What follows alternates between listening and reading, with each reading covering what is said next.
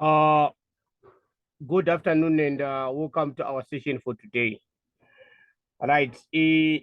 For today we want to, as I promised, want to relook at the paper that you wrote. Right. As you are looking at that paper, remember that they don't give you the same paper, but the concepts are likely to be the same. So what I want you to do is to get the concepts. Right. So we'll review, and as we review, you'll be looking at what you might have missed. So we'll do that between today and Wednesday's class. We're going to do another class on Wednesday at 6:15.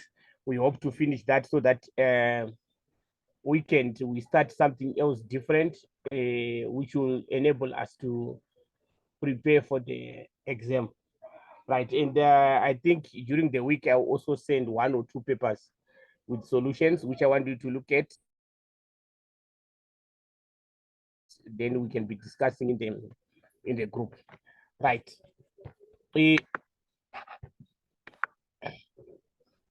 Right, we'll start now. Now I'll give you a short break, I think around 1:30. Then we'll finish at 3 o'clock. Right, we'll have another class on Wednesday. Then we'll have Saturday. Then we'll have, I think the other week we'll have Tuesday, Friday, then the weekend again.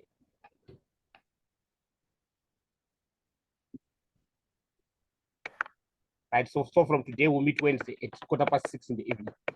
Then Saturday it will be a little bit earlier. I will tell you normally the Saturday classes, I'll tell you the exact time on Friday.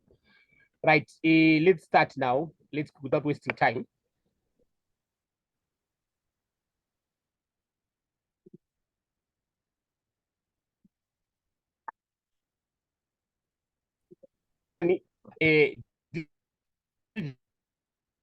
Digital value divisions and a head office.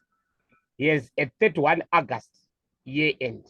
The 3 divisions are the satellite dish division, the set-top dish division, and the technical division. Right, so they're operating 3 divisions there. GGV values inventory based on the weighted average method and uses the absorption costing system. Right. Let me just explain some things there before we remember. Our main aim is not just to do the paper, but to understand the concept. So my main focus will be on the concepts, and I'll try to be as slow as possible.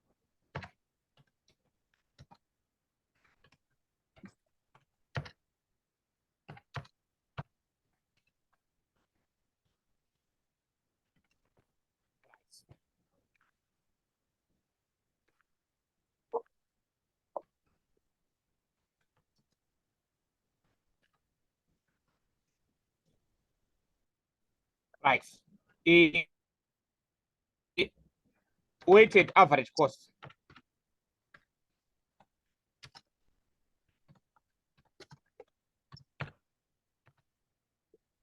Inventory valuation method. Right. What is the implication of the weighted average cost of inventory? Right. This means inventory is valued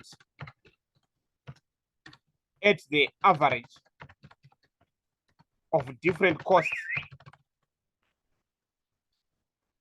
incurred regarding inventory on hand. Right, we find that in our modules, they usually use the periodic inventory system for our exams. What is the periodic inventory system? That means inventory is only valued at the end of the period. Right. So for our exams, This mainly affects closing inventory valuation.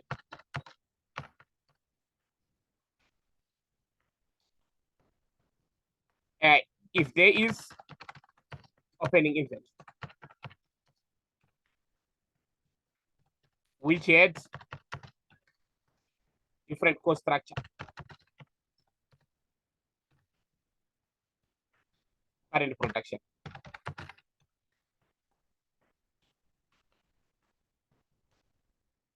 Right.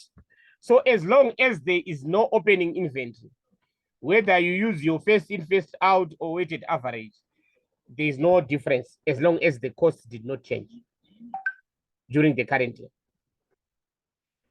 And as long as the cost for last year and the cost for this year are the same, there is no difference between weighted average and first in, first out. The difference only arises if there is opening inventory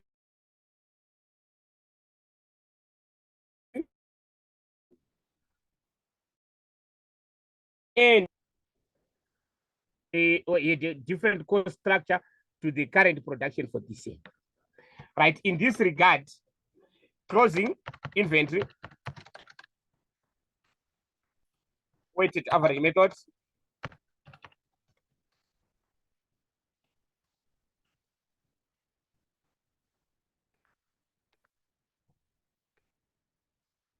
would calculate it as follows.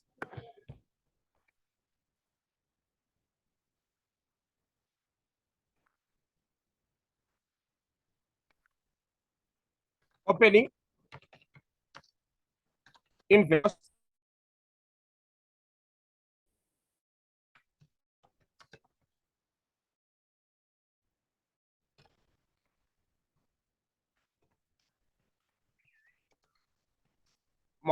multiplied by closing inventory units.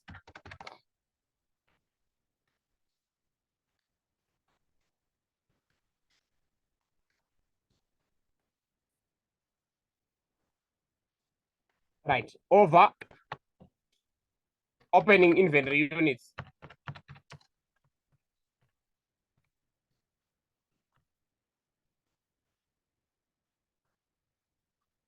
Plus current production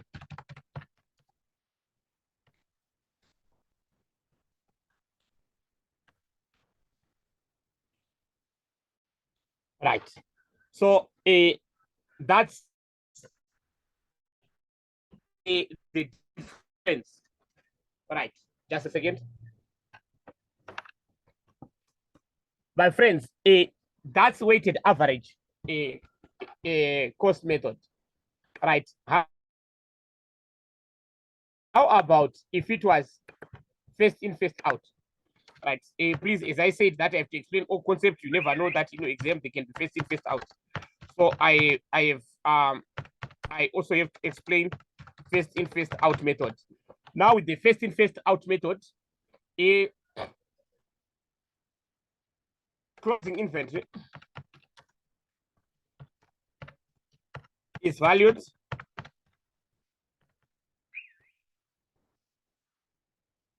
according to the current period.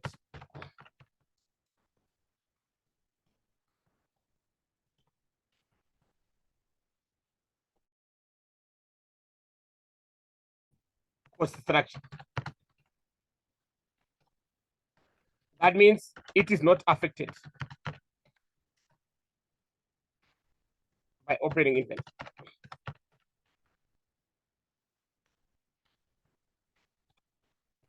Right. So then here, I'll also show you the inventory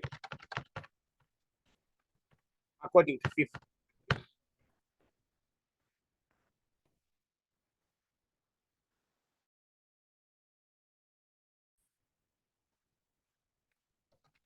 Opening. So it has nothing sort of to do with opening. Its current production cost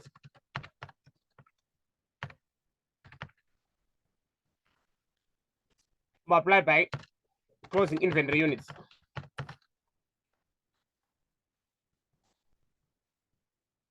Over current production units.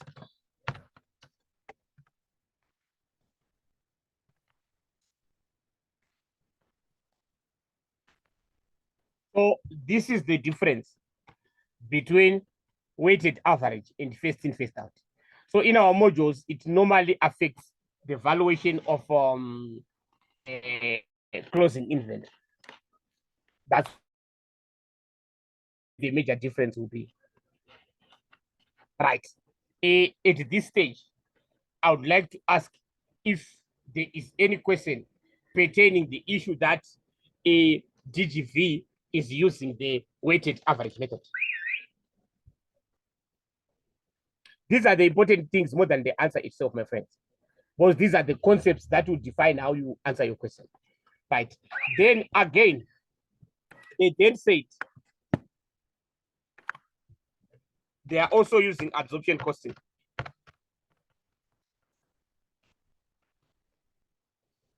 Right. What is the implication of using absorption costing? That means inventory valuation will include both variable and fixed manufacturing costs. So when we say this is our opening inventory, this is our current production cost, in those costs, we include both the variable and the fixed cost.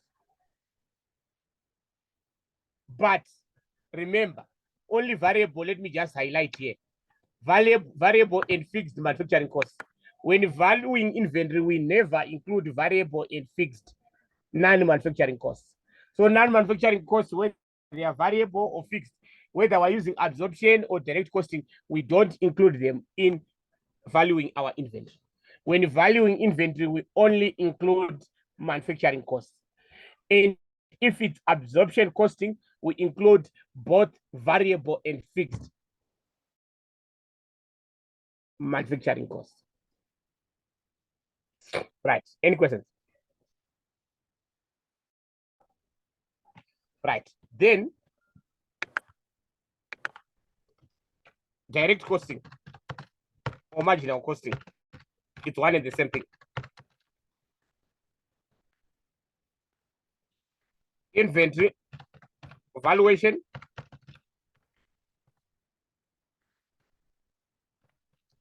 will include only variable manufacturing.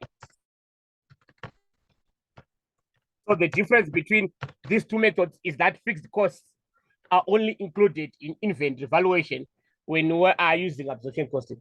Please get me properly. When we do the profit statement, both fixed and variable are included whether we use absorption or direct costing. The only difference that arises is when we value inventory.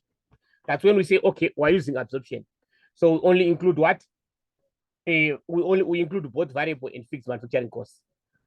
And if we're using a direct or a marginal costing, we only use what? Variable cost. Right. So these things, that paragraph is key. So that means when you answer every question, you assume that we're using weighted average and we're using absorption costing in this case. Unless they can also now say, maybe on the required, they can say for this part you use absorption costing. Then for that particular part, you have to use absorption, you have to use marginal costing if they specify. So whatever is said on the question overrules that first paragraph. So if the required says, although they said absorption costing, but on the required, let's say part C, they say use direct costing. Then on that part C, you don't use absorption costing. What is on the required supersedes everything else in the question. Right. At this stage, I would like to ask if there are any questions there regarding that part that I've discussed. No questions. Okay, I'll move on. Right. In each financial year, normal and the budgeted manufacturing capacity units are the same. So that means whatever is on the budget, that's normal capacity. You should know there's the difference between normal capacity and your budgeted manufacturing capacity.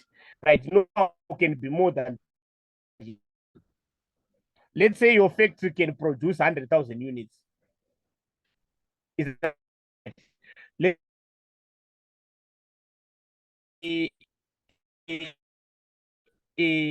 your because of market conditions, you might only produce 70. So the 100 capacity, this that you are producing is the can be different. But in this case, they are saying so they are operating at their maximum. So whatever budget, that's the maximum that they're operating at. Right. The fixed manufacturing overheads are absorbed based on direct labor time. Right. A fixed overheads are not directly attributable to the cost units being produced. That means we can't say this rent is for this unit when we're producing our goods. Let's say we're producing tables and we're paying rent for the factory. Can we say the rent for this table that we're producing is so much? We can't. We're just paying for the factory. And fixed costs do not depend on the number of units produced. We just pay the same amount, whether we produce more units or less units. So because of that, we have to find a systematic way of allocating them. That's what we call overhead absorption. So you have to analyze your operations. Then you have to analyze and decide on the factor that mainly affects production. If you are labor intensive, you would allocate according to your direct labor time. When you are saying you're labor intensive, you use more of manual work. If you are a capital intensive, that use more of machines, it's better to use machine hours. So you have to decide. So we have to know that as long as we're doing this question, fixed manufacturing overheads are being allocated according to direct labor time. So let me just mention this fact here, that fixed manufacturing overheads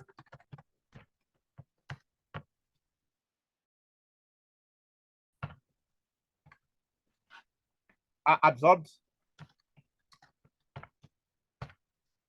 or allocated based on labor time. So we should remember this as we answer our questions. Right. The next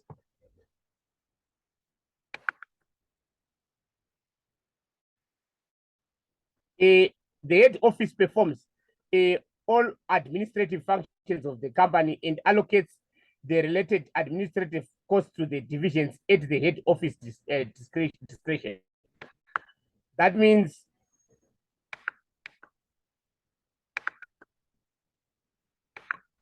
administration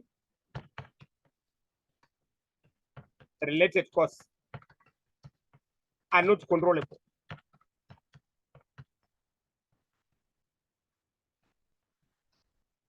Therefore,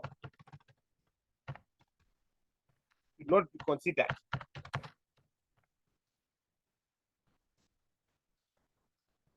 when evaluating the performance of the divisions. The same applies to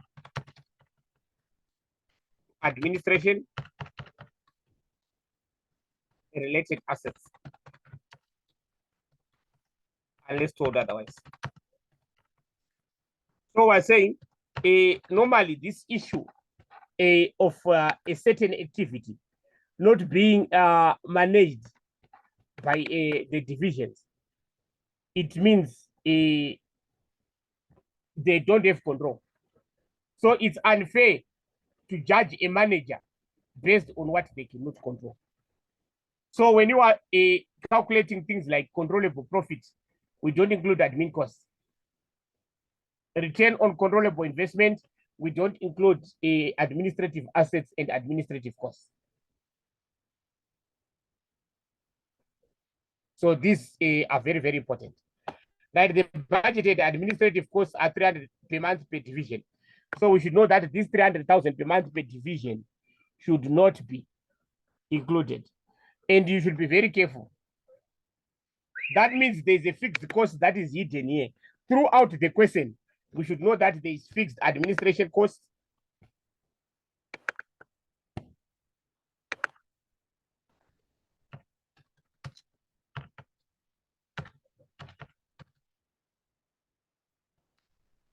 So you see, they can hide some things whereby you can easily ignore them.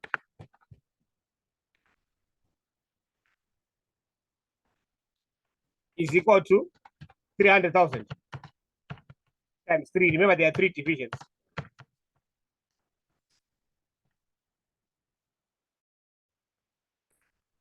Oh, my friends, don't forget this.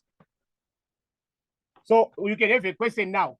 They can say calculate the break even. Then they don't talk about this fixed cost, but they've already told you already. So throughout the question paper, we should know that throughout question 1, there is 900,000 fixed administration costs as we answer that question. And it is allocated at 300,000 per division.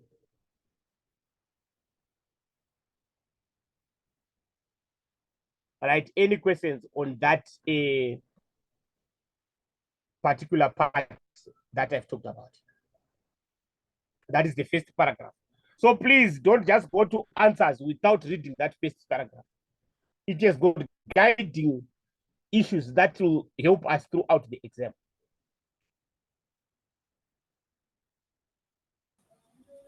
No questions. Hello. Right now, when you've read that first paragraph and you now understand it, now you can go to the required. So how do you know that?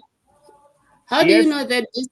How do you know this admins are fixed because they didn't state that they are fixed or variable? When it's something is 300 per month, when it's determined by time, not units, that means it's fixed. Okay. And also, let me mention that this is per month. Please, we should remember that if we're analyzing a year, then we have to multiply by 12. Any cost that is determined by time, a month, a year, that means it is fixed. A variable cost is determined by productivity. It will be determined, let's say, by the number of units produced, by the direct labor hours worked, and stuff like that. That's a variable cost. So as long as it's per month, that means it has nothing to do with production made. That means even if you don't produce, you still have to pay it. That means it's a fixed cost. Are you answered?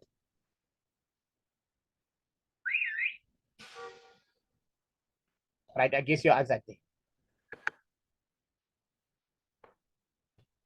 Right, so now we can now go to the required. Right.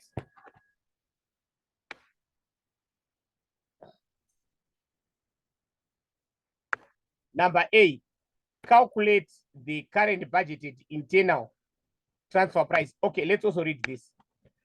For each subsection below, remember to where applicable, clearly show all calculations in detail. All calculations should be shown. Right, where necessary, indicate irrelevant amounts or adjustments with a new value. Normally that applies to relevant costing. And ignore all potential taxation and term value of money implications. So even if there's time, maybe if a payment is made after 2 years, we don't consider the time. And we don't consider tax effects. Right, now I'll go to the required for A. Calculate the current budgeted internal transfer price per dish set for the financial year 2024. Right. Please, when you're answering now in your question, in your exam, you don't have to write some of these notes that they are just for you so that you understand where we are coming from. Right, internal transfer price. Right, what comes to your mind now when they say internal transfer price? This applies when one division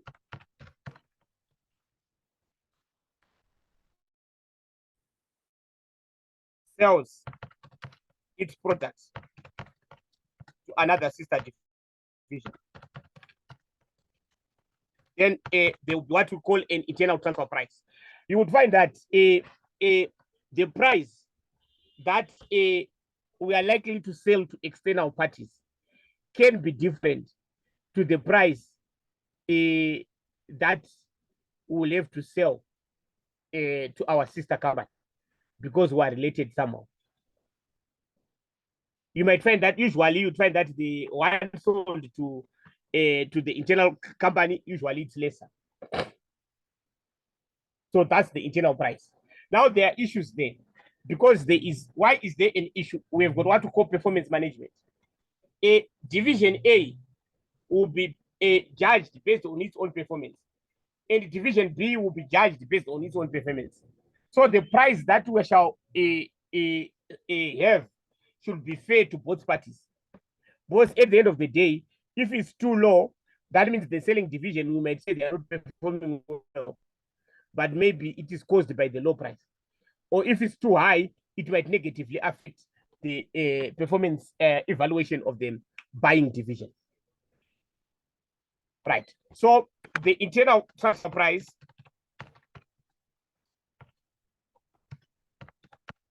is the price the selling division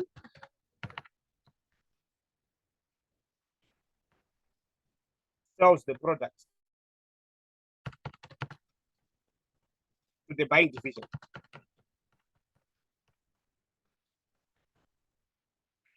Right. We've got three scenarios when determining this internal transfer price. We've got three scenarios. Right. Where there is excess capacity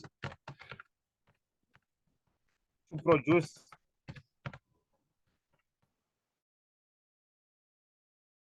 units required by sister division.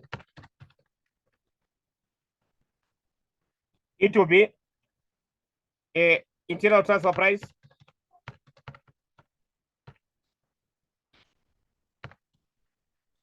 is the incremental cost per unit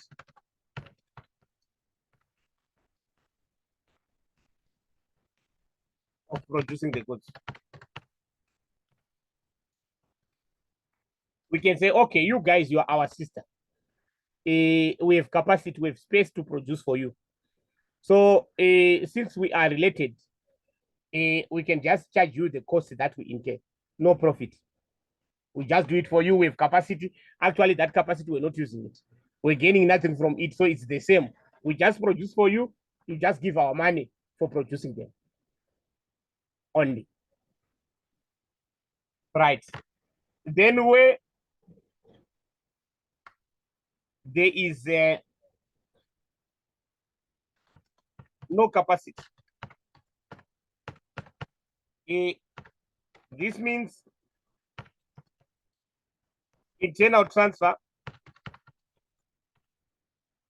can only happen by sacrificing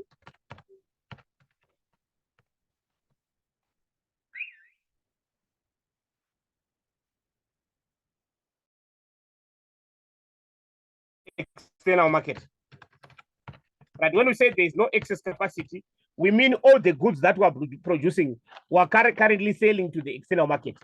So it means if we have to sell to you, our sister company, we have to cut part of our sales.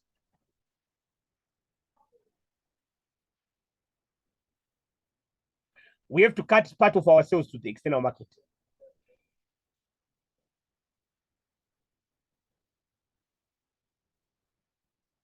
Right. In this case, internal transfer price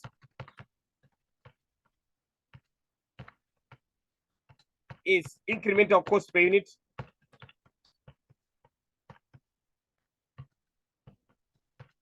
plus lost external contribution.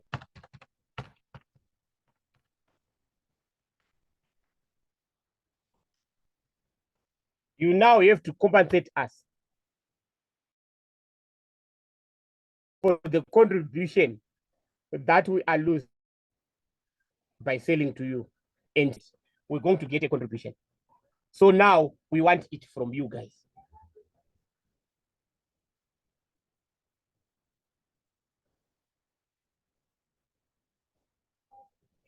Right. So now we want to look at the scenario that we have currently. for number A. Right, A per D set. Let's go and read section A. Now, you now sometimes you can answer the wrong things. We know that the question talks about D set. So I have to know that I should go in the scenario and check in another division by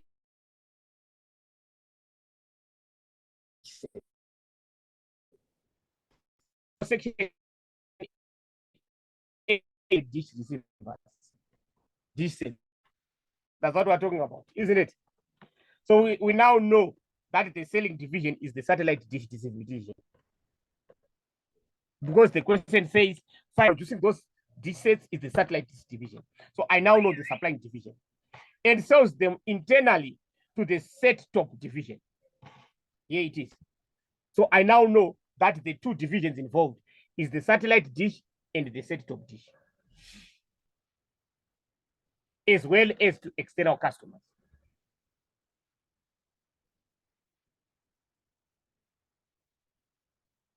Right.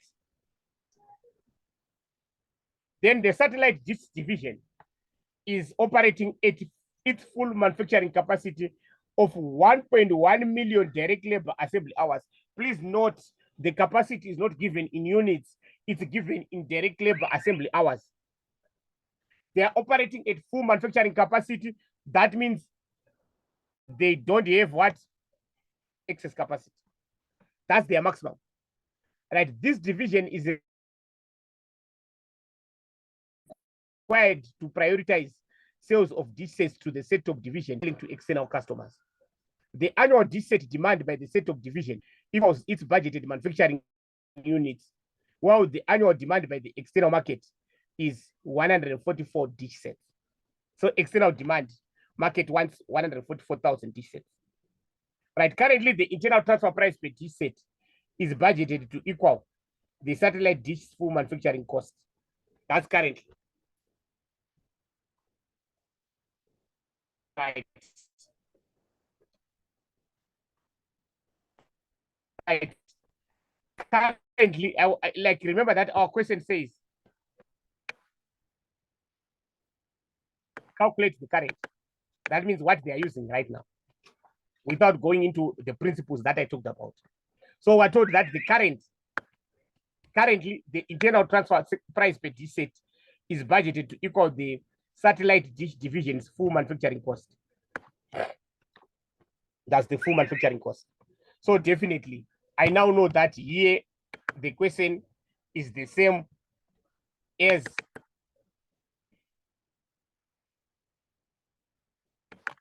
question is same as calculate full manufacturing cost. My friends, I want you to understand this here. They said calculate the current. That means the one that is there. So you have to ignore these principles that we normally use in calculating internal transfer price. Ignore them, remove them from your head. Go to the paragraph and understand what is the current that they are using. So the current is the full manufacturing cost. What is full manufacturing cost? Variable production cost plus variable plus fixed production cost.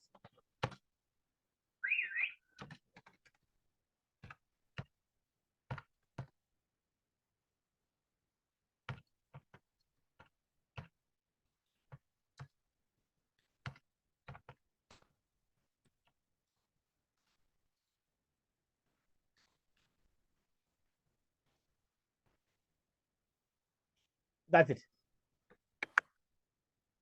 And only manufacturing here. Right.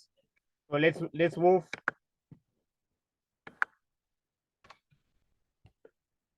Let's read and see what is that.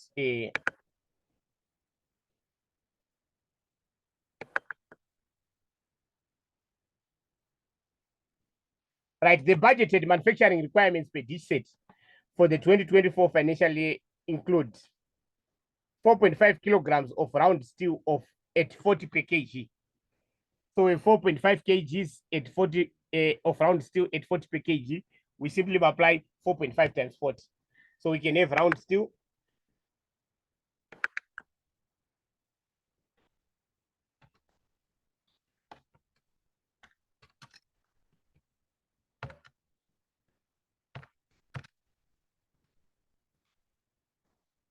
What do we get?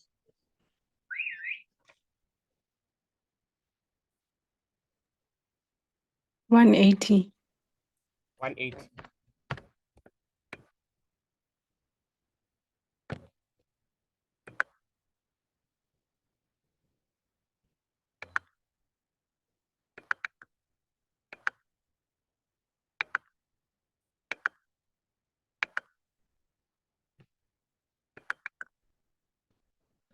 Next, number 2, a low noise block down converter LNB at 144. That one is straightforward. LNB at 144.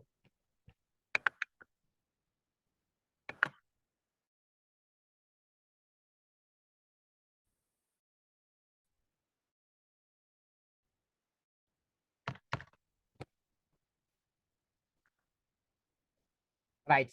A mounting bracket at 62. Mounting bracket 62.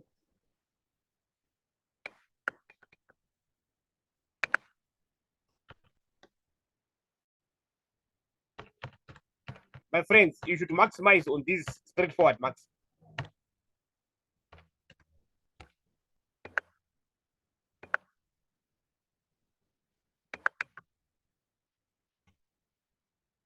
$150 direct labor assembly minutes at 30 per hour.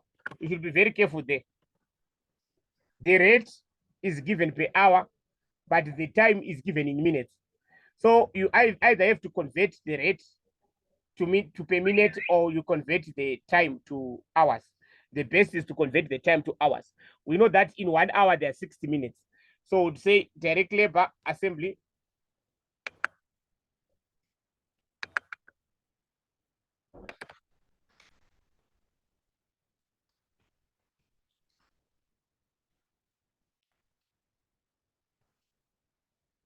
would say 150 minutes.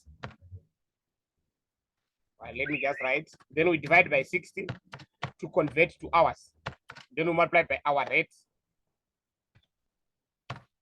which is 30 per hour. What do we get?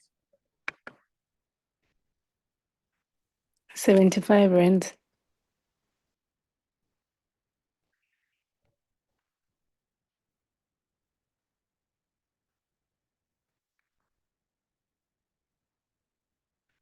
Then the total annual budgeted fixed manufacturing overheads are 6.6 million. And we know that they're allocated according to, you see, you have to link our information. They're allocated according to direct labor time. And we know that the direct labor time, we told that it's 1 million, and it's operating at full capacity. So we simply have to find the, okay, let me just do it here.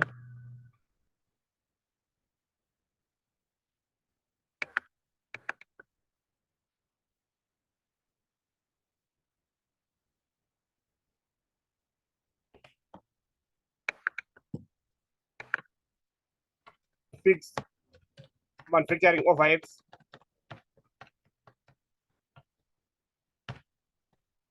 absorption rates.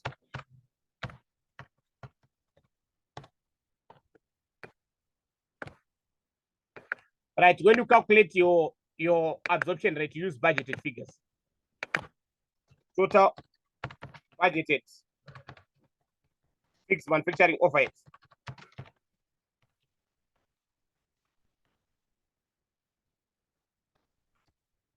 divided by total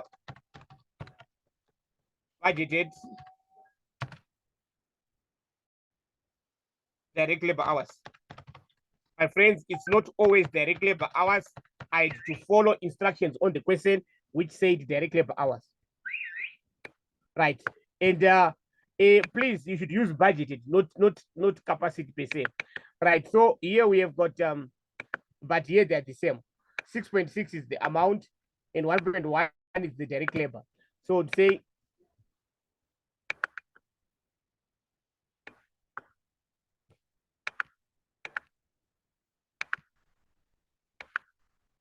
$6,600,000 over 1,100,000. We get, I guess we get 6 rand.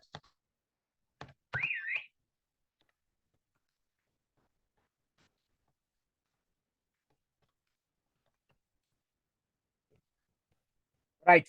So for you to allocate fixed overheads, you should know the fixed manufacturing overheads absorption rate.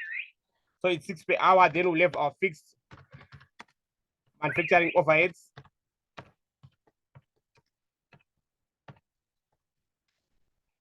We know that it's 150 minutes is above, divided by 60, multiplied by 6.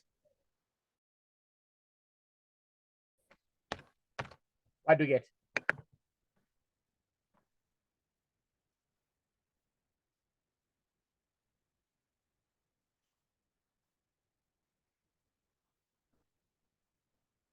$15. Thank you so much. 15.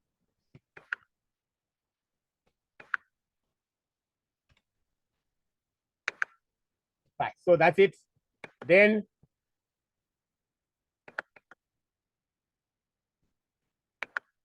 the budgeted selling costs are 27 per each set, applicable to external sales only. Remember, the internal transfer price, number one, the internal transfer price, the current one is based on full manufacturing costs, of which selling costs are not a manufacturing cost. So we don't include them. And number two, they are only applicable to external sales. So we don't normally take them into account for internal transfer. So that means that's it. We can now find our current internal transfer price.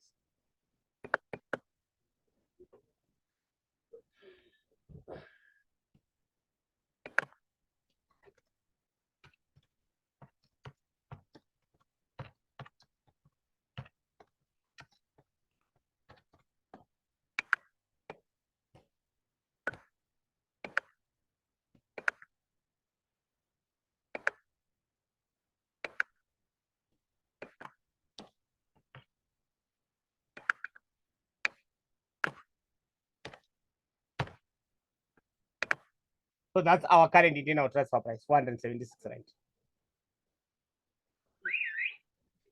So when they say calculate the current, normally you have to check what is their policy.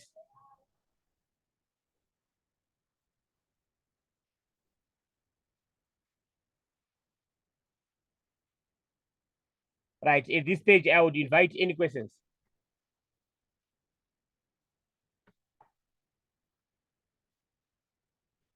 So that's what we expected to do on the first part. Yes.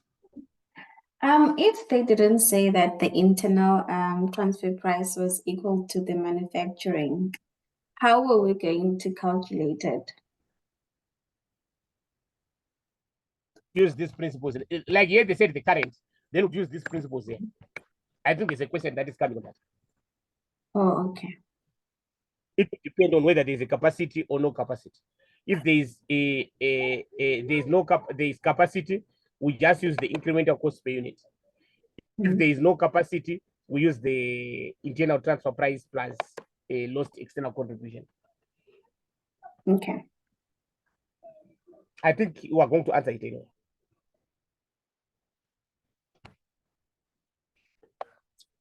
So actually, if that part was not there, that means they were not going to ask you to calculate the current, because there will be no current system.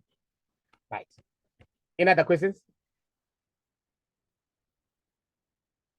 Right, I'll go to part B now.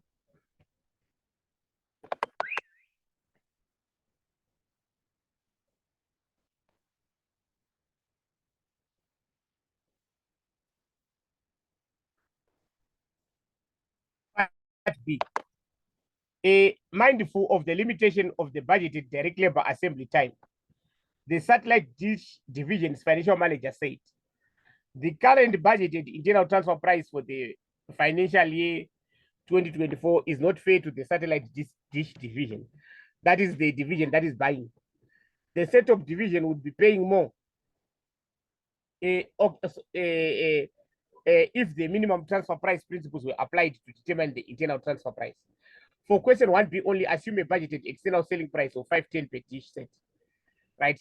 Please, when they say this, that means that 510 we're only going to apply it for B. We will not apply it on any other question. Now they are saying comment on the correctness of the above statement. Right.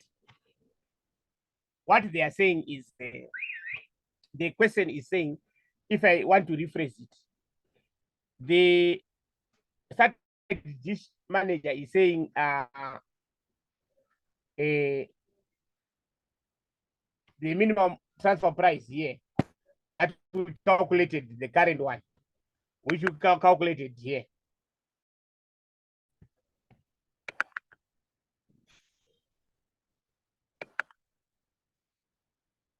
It's 476.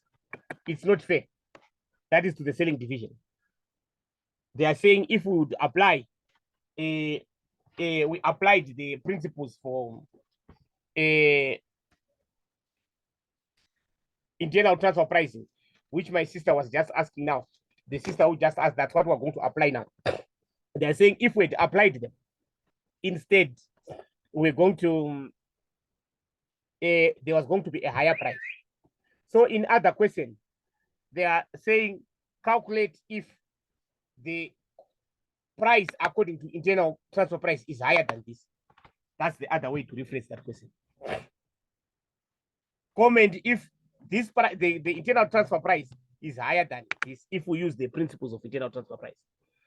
So my sister who asked the earlier question, what we're going to do now is what we would do if they ask us to calculate the internal transfer price. We apply the principles of what? Internal transfer pricing. Is that right? Right. So number B, we're going to comment, but before we comment, we need calculations.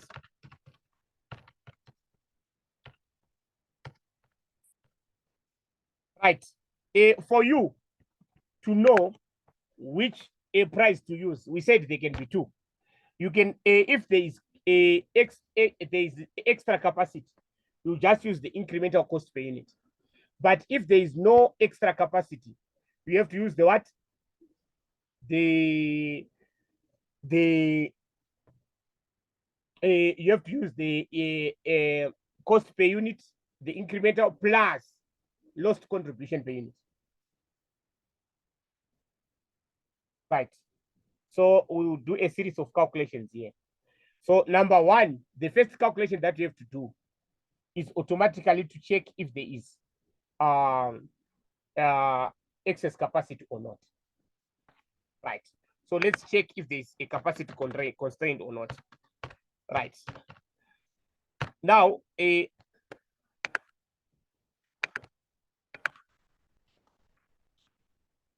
so why is it capacity is the starting point?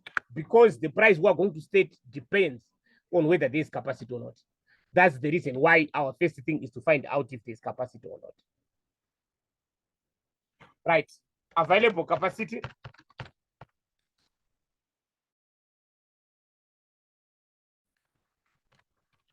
$1.1.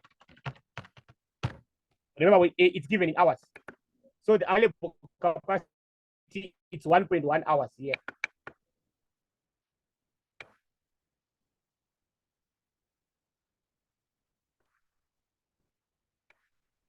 Right. The external market needs 144,000 dish sets, of which we know that each requires 150 minutes directly per hour. Right. So we can then determine the external market requirements.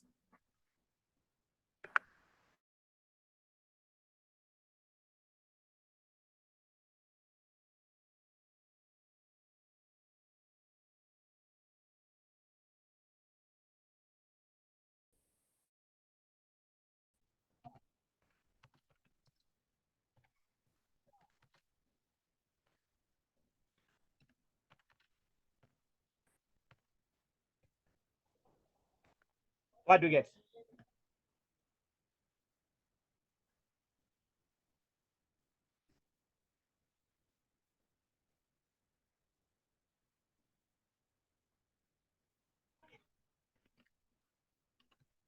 360.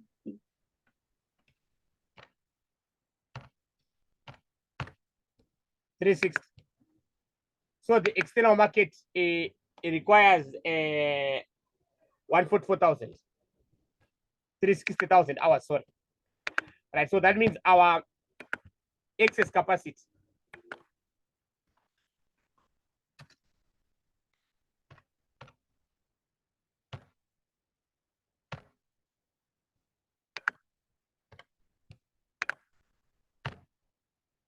$740. Then let's see then internal transfer, how many do they need?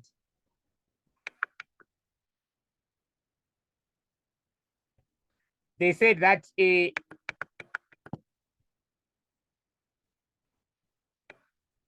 annual set demand by set of division equals its budgeted manufacturing units. So let's go and check their budgeted manufacturing units. Right. This is the set of division that requires the units. Right. The set of division sells two types of set of boxes, namely DFTV and OpenWatch, which decrypt and decode satellite signals for accessing and watching paid television channels. Included in each set-top box, irrespective of type, is one decoder, all manufactured by set-top, and one dish set, all purchased internally from satellite division. So this is what we're interested in. It's one dish set, which is purchased from satellite division. Right. The manufacturing units that they are budgeting is this one here. You don't use sales, you use manufacturing. But in this case, they are the same. So they need 336. 336,000. So we can now say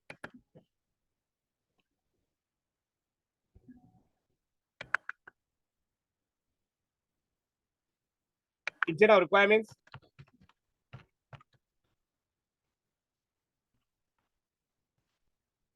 $336,000 times, remember each requires 150 divided by 60. What do we get?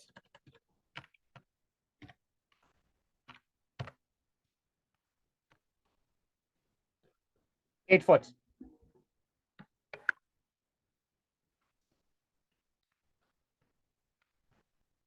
Shortfall.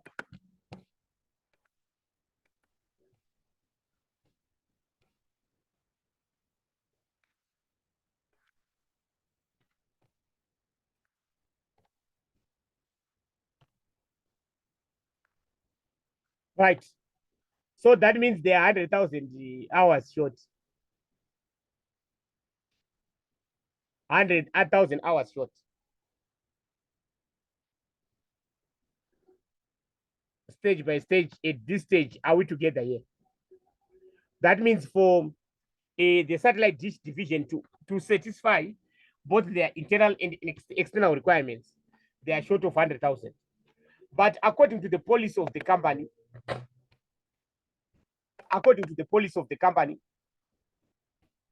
priority should be given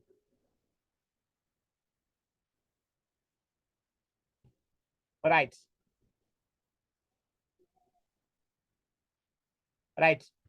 This division is required to prioritize sales of dish sets to the set-top division before selling to external customers. That means if there's a shortage, we have to sacrifice the external market.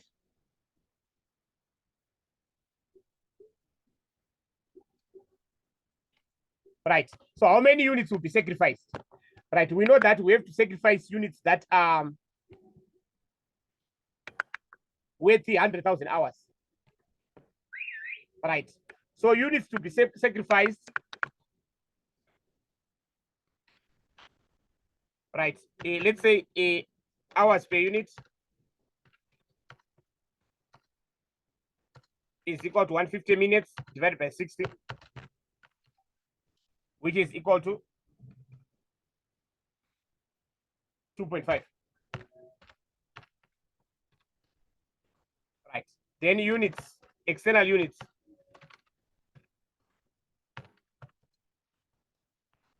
To be sacrificed. And remember, they're at full capacity, so they cannot stretch their hours. 100,000 divided by 2.5.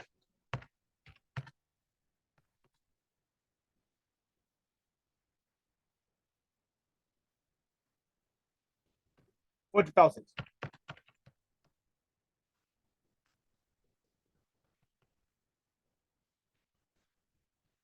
So our external market needs 144. But for us to meet our requirements, we have to stop 40,000. We only sell them 104, so that we can satisfy both our internal and external requirements according to our policy of preferring the internal transfer.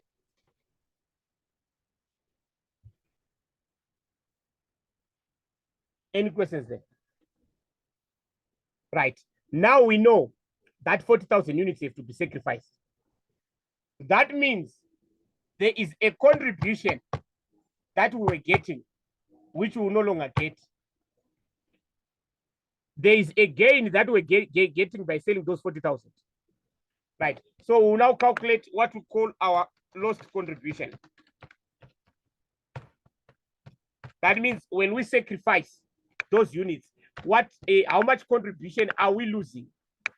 How much contribution are we actually losing? Because when we set the transfer price, the buying division should compensate us for that lost contribution. So we'll now say selling price according to the required. We're told that we should do assume for this part a selling price to the external market of 510 per set.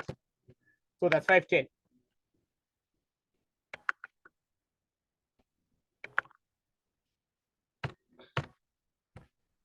Right, less our variable cost.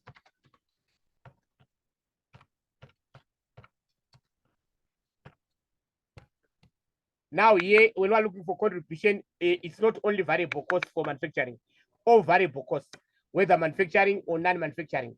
So that means we're going to subtract these ones. Number 1, round steel. Number 2, noise blocker. Number 3, mounting bracket. They are required per unit, so they are variable. They depend on the number of units.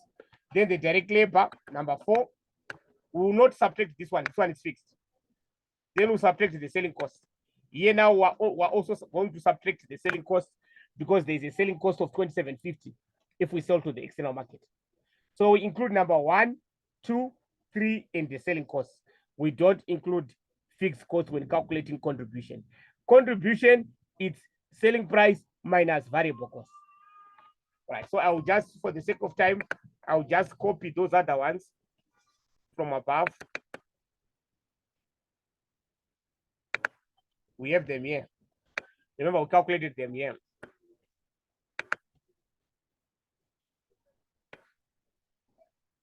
These ones, except the fixed.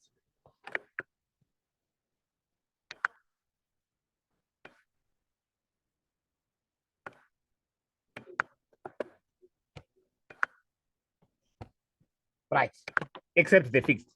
But then there's also a variable selling cost.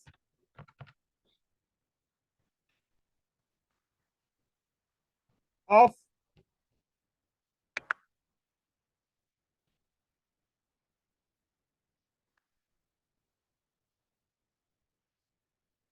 $27.50, this one here.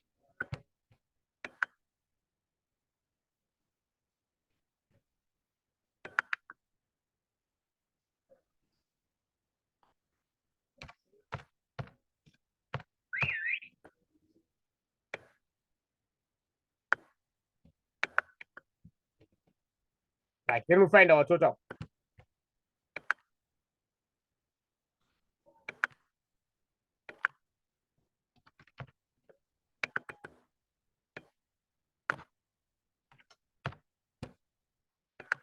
We're going to get our contribution per unit.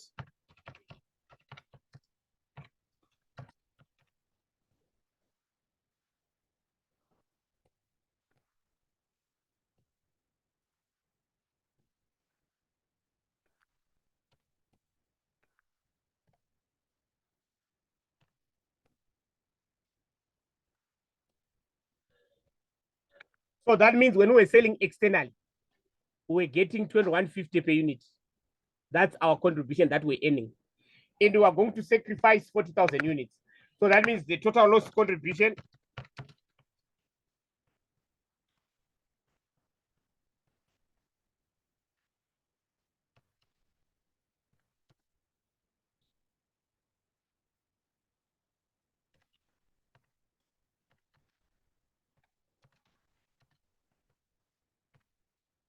times 40,000, 860,000.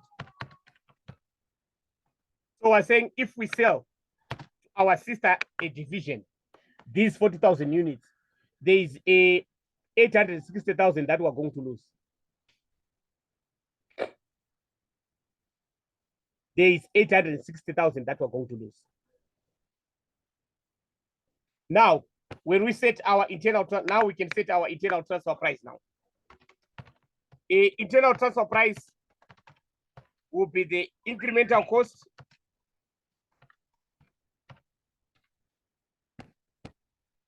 right? When we say incremental costs, we're saying all those costs that will be incurred because of internal transfer. So we don't include those costs that are specifically for external transfer. Like this one here.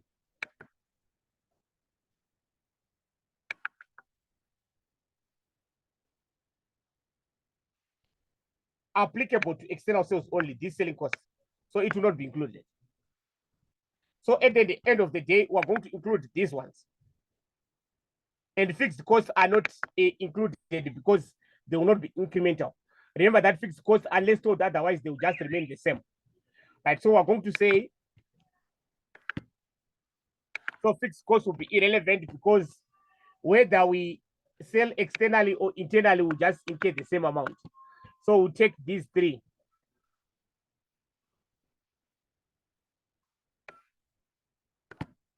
These ones. These four. Again. But this time, number one, we won't include the fixed costs because fixed costs will not change regardless of the decision. Number two, will not include selling costs because selling costs are specific to external market. Right.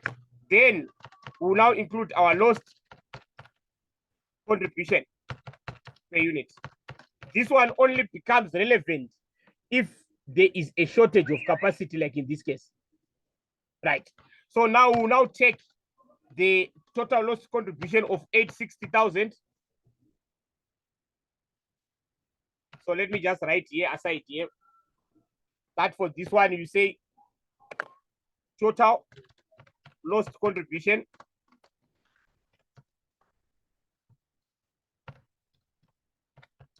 from external sales divided by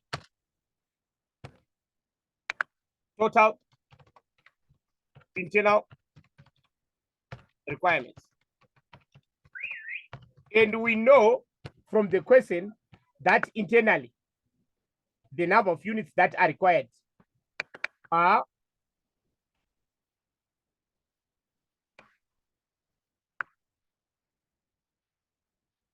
number of units required are 336. So divide by 336,000.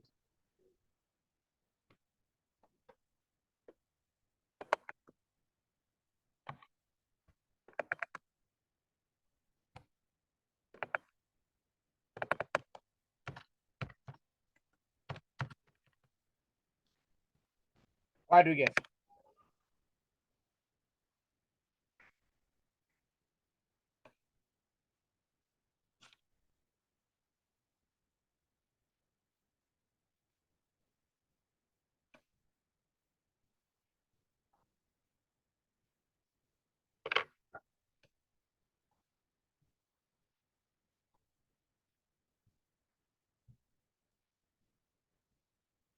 $2.5595. 55. 5595. 456.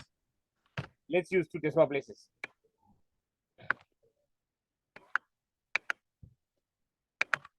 So internal transfer price.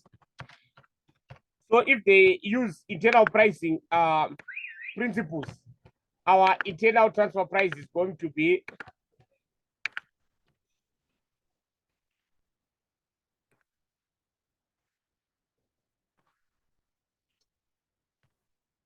$463.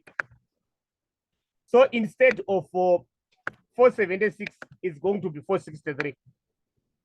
So that financial manager is wrong. So we can now comment. We can now say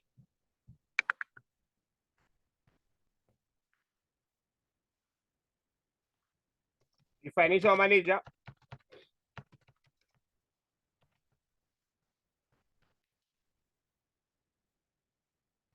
of the satellite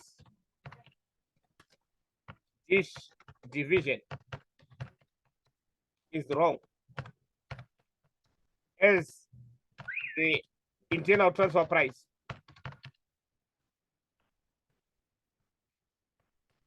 will not increase, but will rather decrease from 476 using current pricing method to 463.56 if transfer pricing policies are used.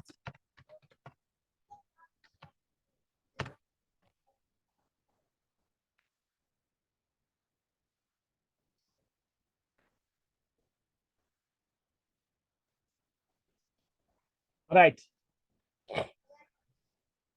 That's our answer there. So in other words, you are saying that no, it's unfair, the price that you are giving us of 476. If we apply internal transfer pricing systems, otherwise you'll be paying more, we'll get more money. But it's actually wrong, because actually they are getting more right now.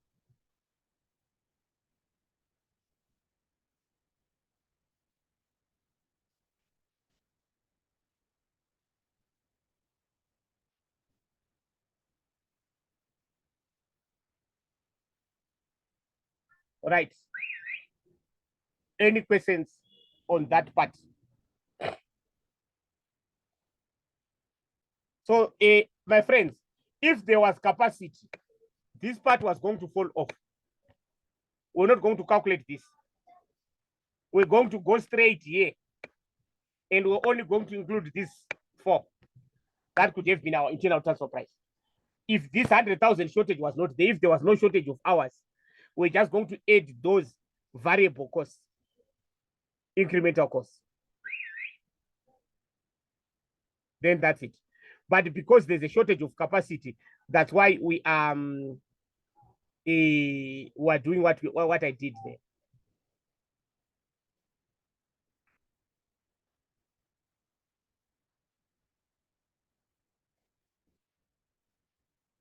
Right. Any questions?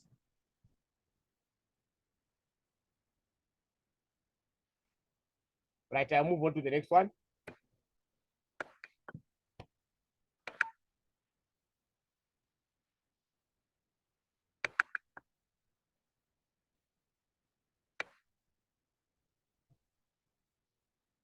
Right. Number C.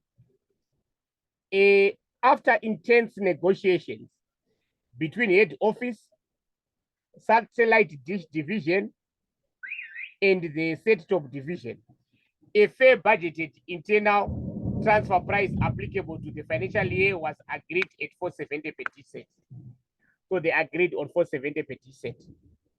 Calculate the budgeted number of units per product type that set-top division will need to manufacture and sell to achieve the division's target profit for the financial year 2024.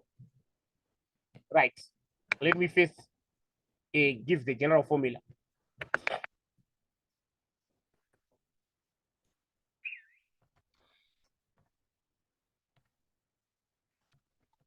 Units to be sold to achieve a targeted profit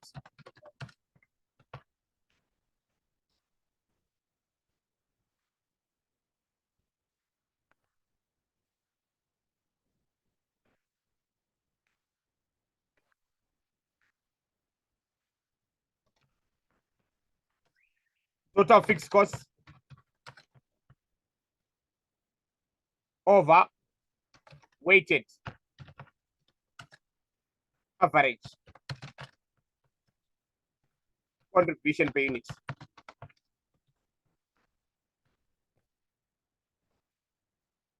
Plus, right, first of all, my friends, this one is to calculate break even. But here they don't want break even. They want a unit to be sold to achieve a targeted profit. Right, so would say plus targeted profit. So if they want break even, you just remove the targeted profit on our numerator there.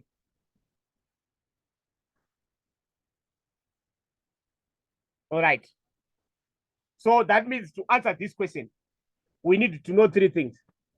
Total fixed cost, we have to calculate normally. Targeted profit, normally it will be given on the question. Weighted average contribution, we have to calculate.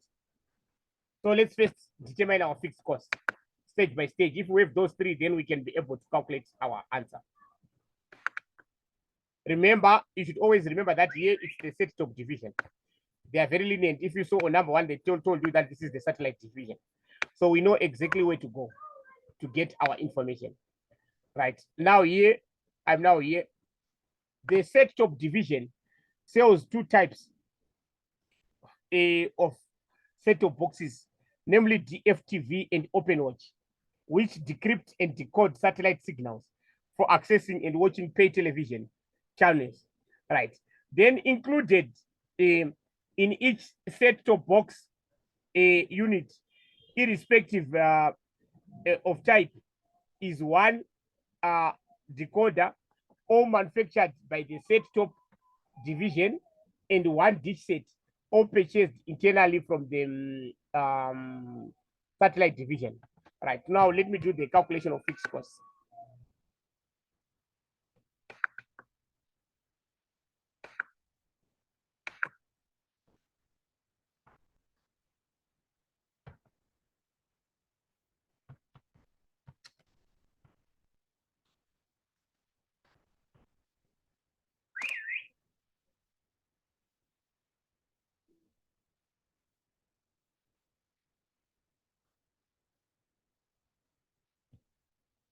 Total.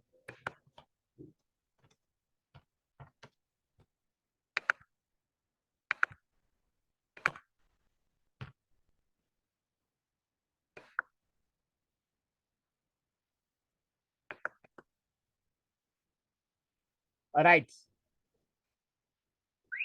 These ones are variable. Fixed manufacturing overheads were given here, 13,104,000.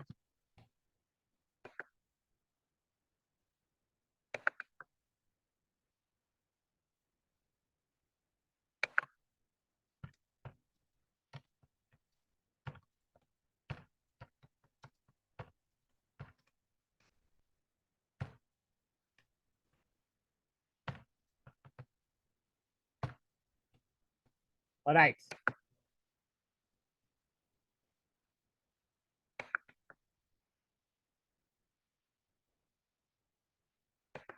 Allocated head office costs. There's a question mark there. Then let's also read the additional information. Note an additional information regarding budgeted records. FMO are absorbed based on budgeted annual direct labor time. I think we saw that. Included in the total selling costs are fixed selling costs and variable selling costs. They are both included. Right. Allocated head office costs, I see there's 3,720 here. Oh, these are actuals, sorry. So we cannot use the actuals. Right, so we can use this one here. We know that it's 300,000 per month. 300,000 per month. So we can simply say, remember, it's the budgeted. So that's why I'm not using the actual.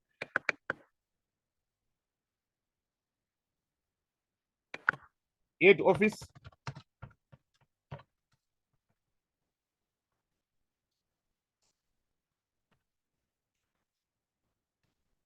Times 12. That was per month, so times 12. That will give us 3.6.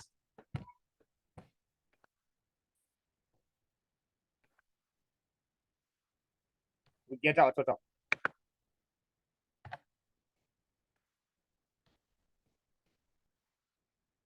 That's our total fixed cost. We now have our total fixed cost. The next thing, we need the target profit.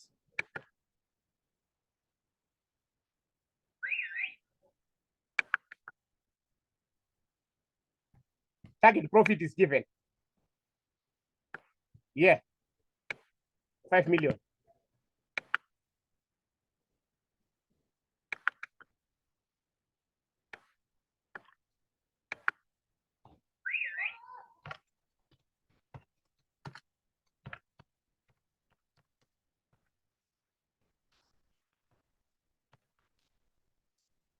Right. Now we need the weighted average contribution per unit. Now for us to determine the weighted average contribution, first we have to determine the contribution for each product separately.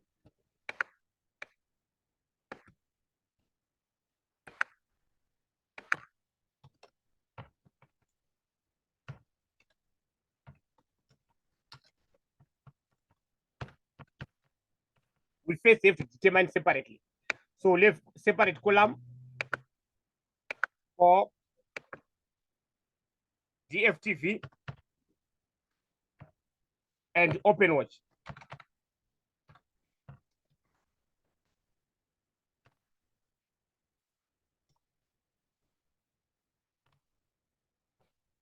Right, remember, our contribution is selling price less variable cost. Our selling prices were given, remember we're using budgeted information. My friends, you might say, why am I not considering the actual? Remember that the question says, calculate the budgeted. That's why I'm using budgeted information. And normally these things are done at the budgeting stage, planning stage. Right, sales, a selling price were given here, 1550 and 1420.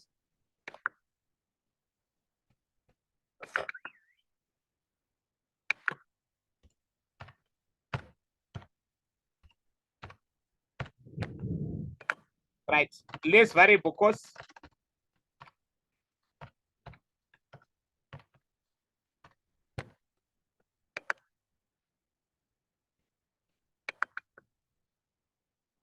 We have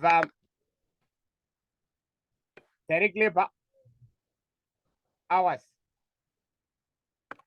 1.4 and 0.9. And we are told that these direct labor hours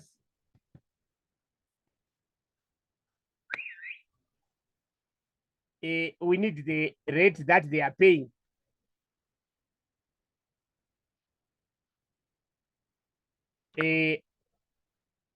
For the direct labor. Right, let's just check here.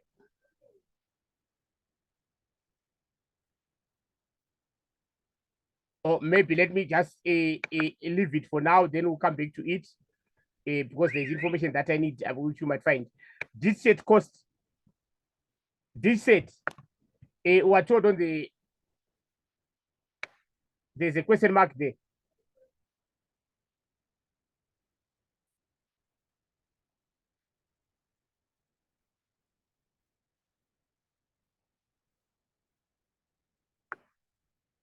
We are told that they agreed at a price of 470 per D set.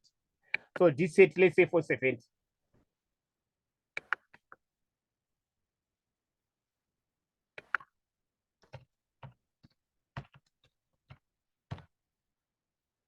Remember that each product requires 1 D set. We're told here on the required here, on the information provided.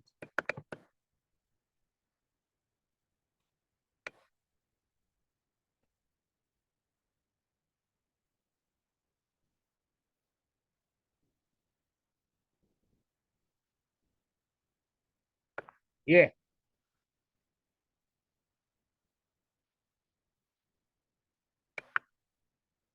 And 1 D set. There's 1 decoder and 1 D set. So each requires 1 D set. Right. Other variable manufacturing costs were given here.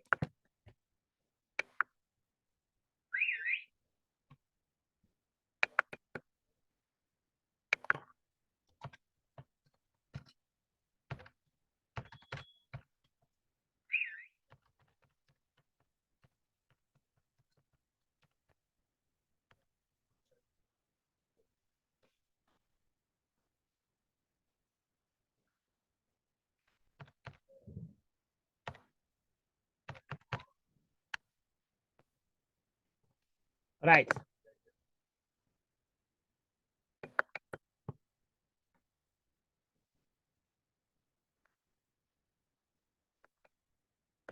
Total selling cost. Then we're given the variable. We're interested in the variable. I think they fixed. I left variable selling cost. So I'll go back. Variable is 7.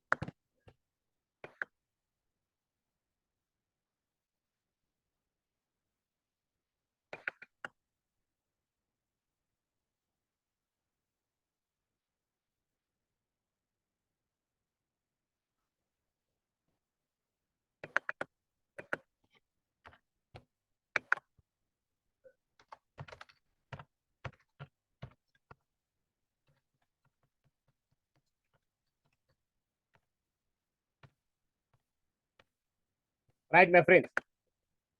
Now I have to come back here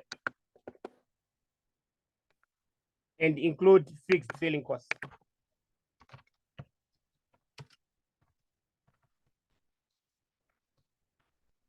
Right, I know the total. Sorry for taking me back. I left this one. I know that the total selling cost is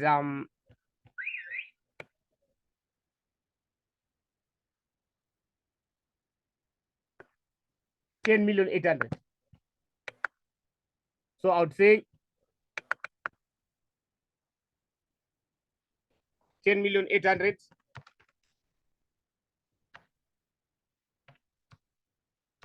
minus the variable cost. I know my variable costs are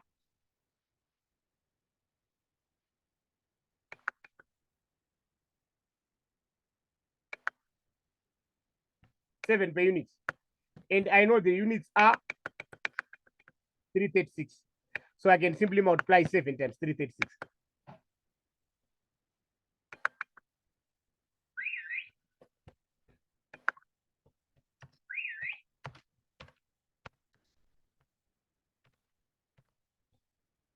Right, what do we get?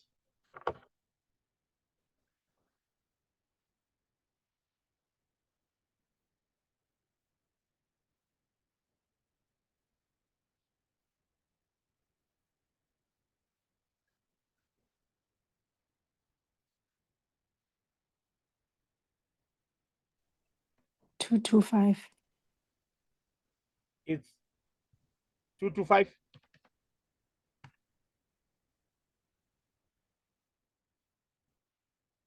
Are you sure? Okay, no, I think I might have done it wrong because I didn't put in the I brackets. think it's So wrong because I think it should be bigger than that. yeah.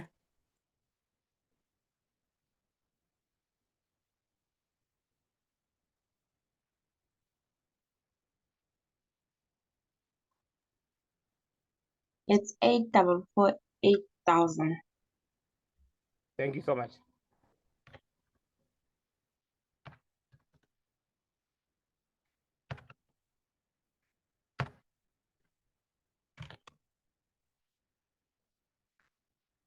Thank you, guys.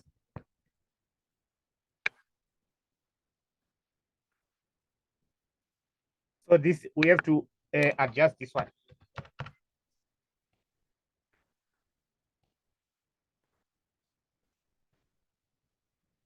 Right, any questions? Sorry for that. I left that selling cost. Right. Now I said I would, they didn't say anything about direct labor. So our assumption for such a question, we can't apply on the what is on the other division, unless they stated it. Our assumption will be that these other variable manufacturing costs include all variable manufacturing costs, including direct labor. Remember, there is the direct labor, there's also this a decoder. They didn't talk about it, so that means it's included there. Right, so then we'll get our contribution. Unless if they said direct labor is paid the same as above, referred to above 10. Right, then we'll get our contribution per unit. So let me just first find my totals.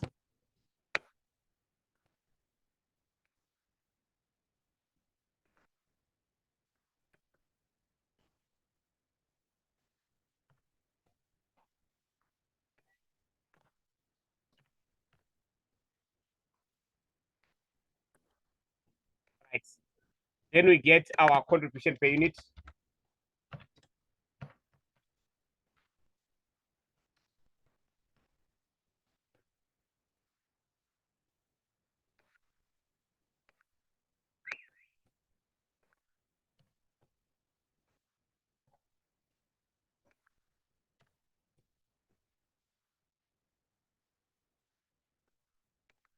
So this is our contribution per unit.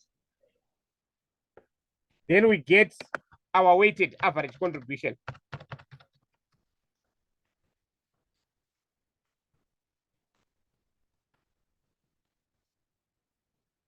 Right, when we're finding the weight, we use what we call our sales mix. And remember that our sales mix, this is the proportion in which we expect to sell our products. Our sales mix is 268 as to 67.2. So we can say 268, 800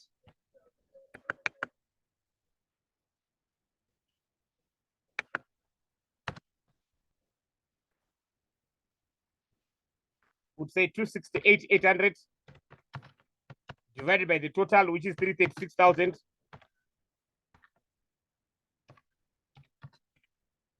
Multiplied by 206. Plus the other one is 67,200 divided by 336,000.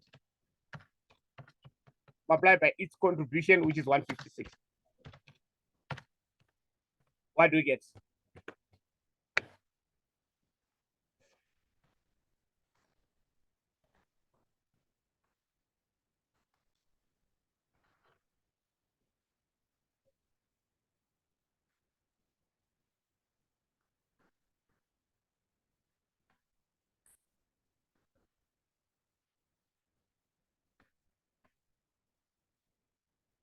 What do you get?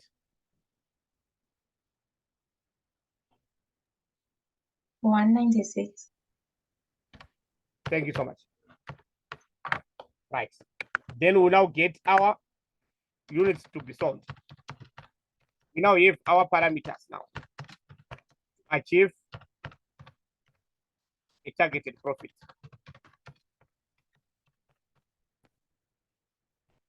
Remember, we already have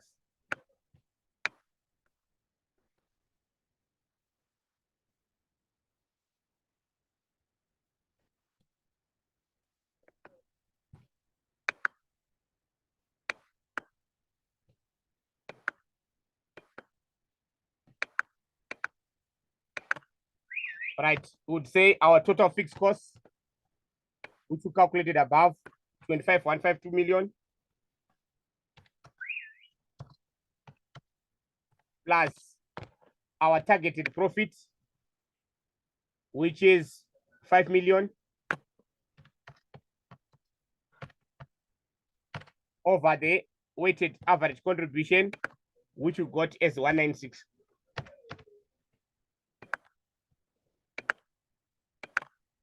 What do we get?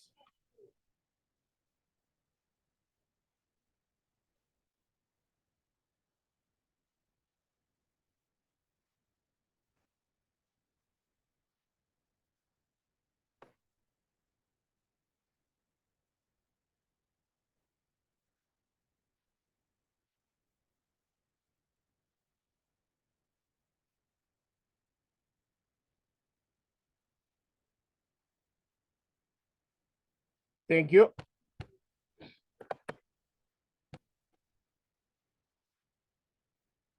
$153,837.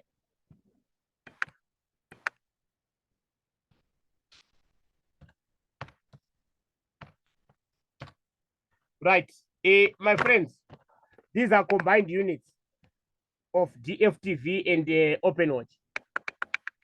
So you have to break down. So whenever we have multiple products, you also have to break down. Right.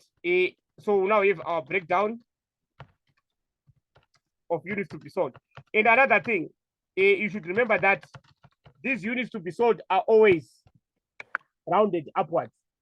We always round upwards. So even if it was 836.05, we're going to say 837. Right. So we have a DFTV, right? We break them down according to our weights. That is the proportions that we have in the cells. That is that 268, 800 and the 67, 200. So would say would be equal to 268, 800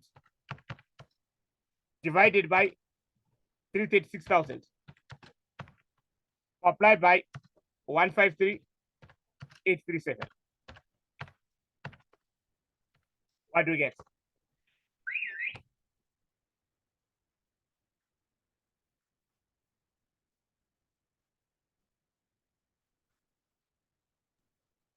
Um, 12306 070. Right. Then open, watch.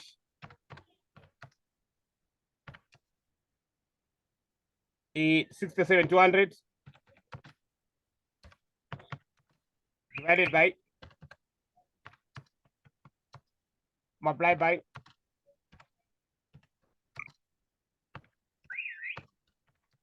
what do we get?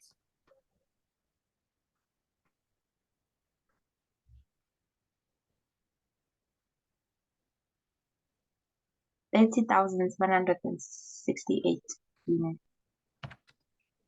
You rounded up both of them, right? Yes. So that's how we find the units to be sold to achieve a targeted profit. It's the same also even if they ask the break even. But for the break even, you just remove this targeted profit only. But everything else will be the same. All other calculations are exactly the same, except that for break even, you don't include this targeted profit here. Any questions?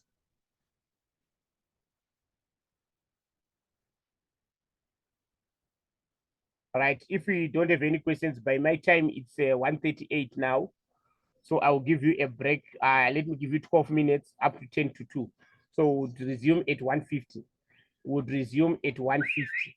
Would resume at 1:50. Right. I'll just pause the recording. So if you're going out, you just use the same link.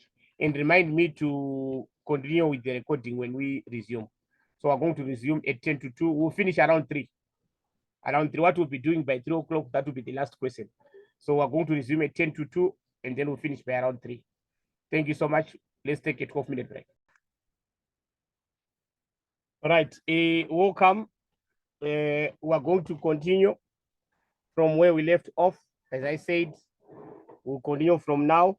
My target was to finish this question 1, which we are on C, to do to D, E, and F. We'll try, if possible, so that we can finish them. So that on Wednesday, we just do question 2. And then weekend and next week, we are doing other different questions in preparation for our exam. And I think the Saturday ones for next weekend and the other ones, the weekend will be quite longer as we try to maybe do as many different principles as possible. Right.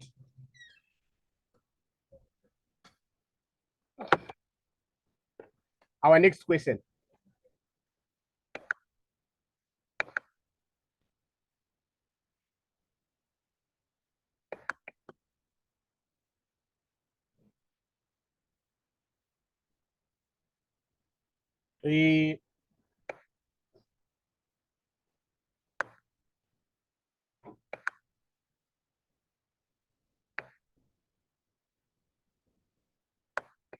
We're now on number D. Prepare the actual statement of profit or loss of the set of division for the financial year 2024 and comment on whether the division has achieved its targeted profit. Remember, the target profit is 5 million. Only the total column is required. If applicable, over or under absorption of FMO is recognized as a period cost. Income tax statement and its calculations 8 marks and comment 1 mark. Right. So that means we don't include the over or under in inventory. It will be included separately as an adjustment to our cost of sales. Right. Now, this is the actual information. Now, you should be very careful in your exam. Sometimes they say you should show separately the total column. And sometimes they say you should do, sorry, they show separately for the different products and then the total. But here they said you should show separately. We should not show separately, we should just show the total. Right, this is the actual information that we have here. Right, details. We have opening inventory, which were given on number 1, that the total opening inventory value is 17,155,000. 6,915,000 is attributed to DFTV and 10,240 to OpenWatch. Right, number 2, sales units. Were given the sales units here. And we are told that the selling prices were 1.4 per unit of DFTV and 1.3 per unit of OpenWatch. The variable selling costs were 5 per unit for both products. Remember, we're using absorption costing. So because we're using absorption costing, in our product cost would include both fixed and variable manufacturing costs. Right. So now let's look at our question.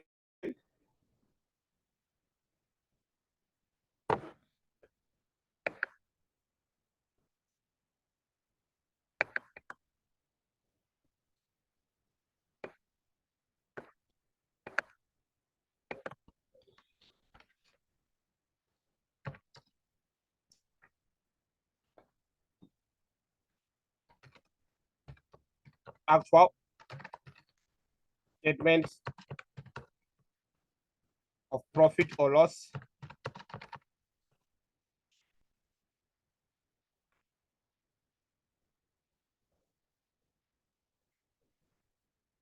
of the set of division.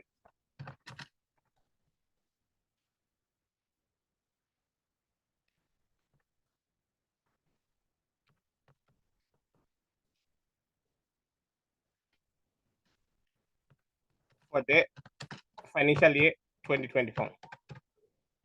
Right. Remember that we're dealing with the total column only.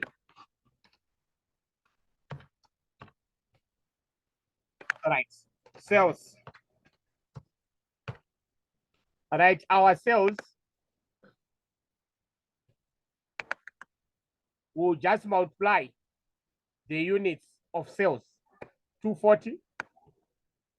You should be very careful with manufacturing units and production units. So we use the what? Sales. So that means 240 times the selling price of 1.4. And then 80,000 times the 1.3 per unit. So we add them. So we'd say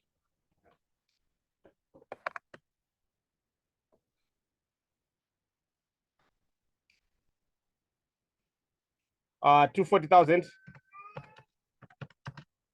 multiplied by, so be very, very careful. For sales, you multiply by the sales units. For production costs, you multiply by the manufactured units. All right, multiply by then 80,000 multiplied by 1,300. What do we get?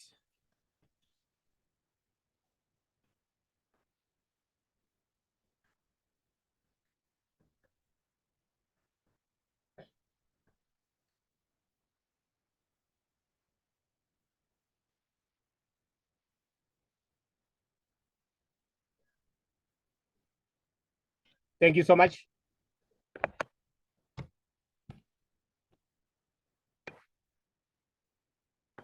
$440 million.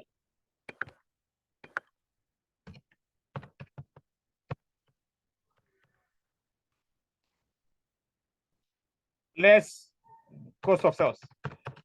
And please remember that if it was direct costing, it was not going to be less cost of sales, it was going to be less variable cost of sales. Right.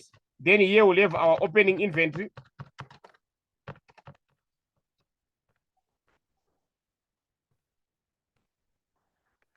Right, our opening inventory is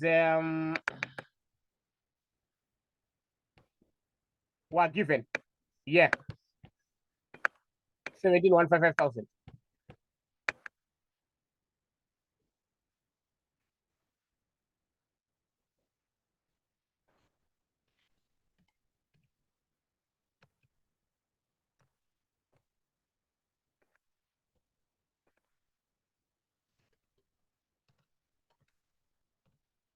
production costs.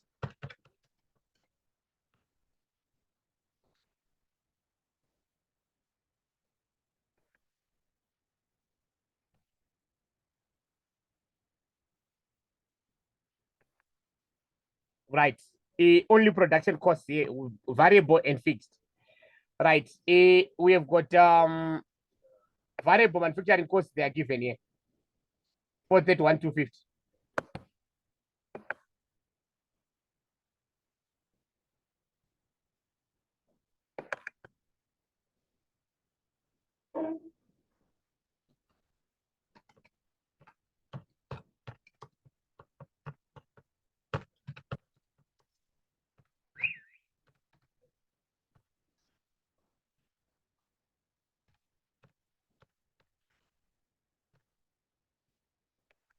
Fixed manufacturing costs.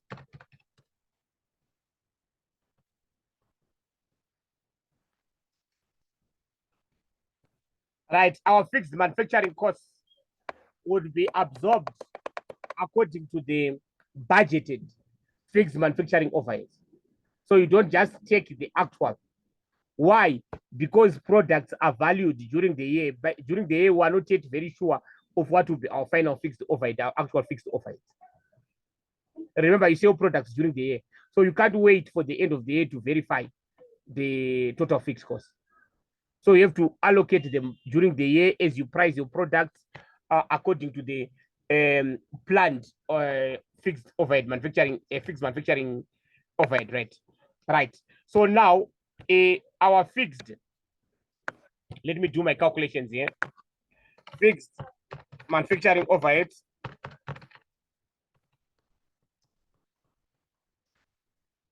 absorption rate.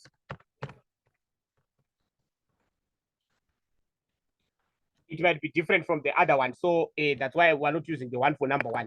So don't be tempted to use the one for number one unless they say it's the same throughout. Right. So say total budgeted fixed manufacturing overheads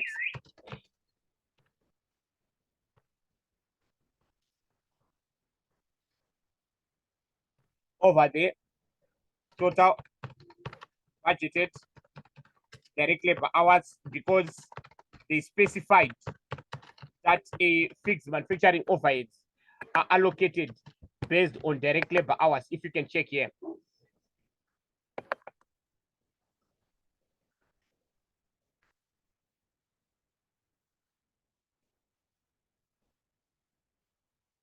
Fixed manufacturing overheads are based on budgeted annual direct labor time.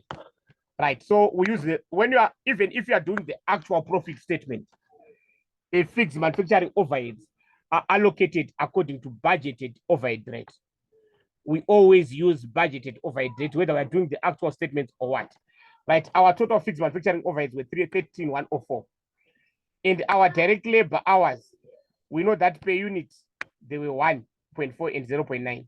And the manufactured units were targeted to be this. Right. So we would say here we have got, okay, let me just first calculate my total budgeted manufacturing direct labor hours.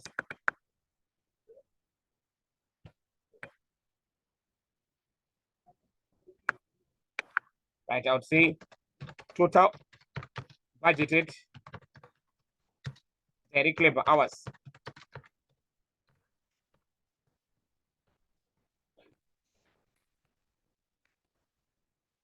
We'll have DFTV. Right, DFTV, we know that they need to manufacture 268,800, and each is 1.4 hours. Yeah, the direct labor hours here. So say 268,800 times 1.4.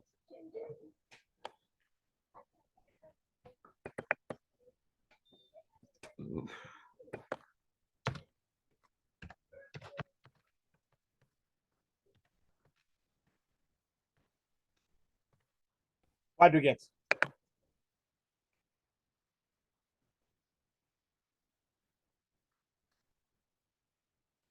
That is 376, 320. Then open watch.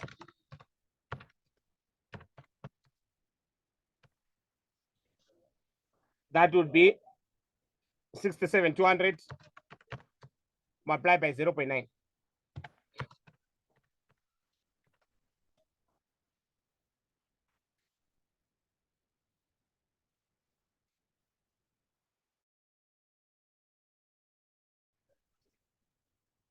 $60,408.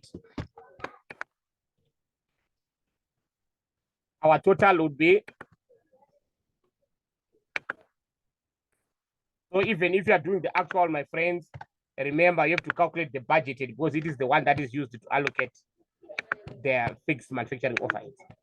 Right, then we'll get our rates.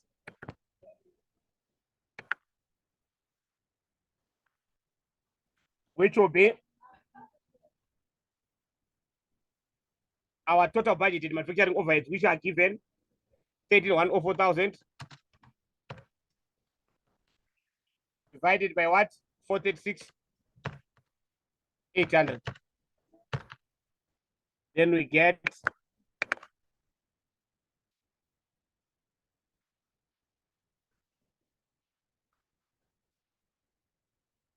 that per direct labor hour.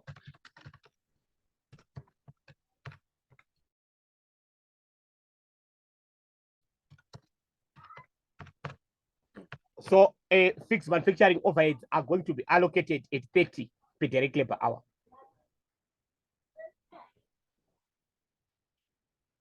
Right. So we are going to say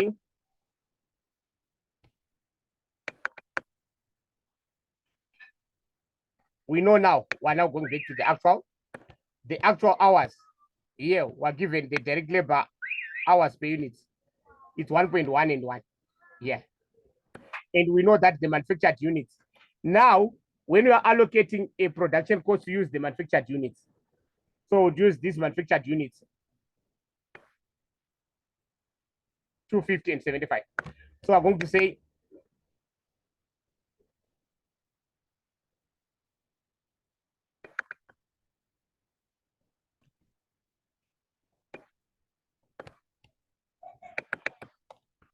$250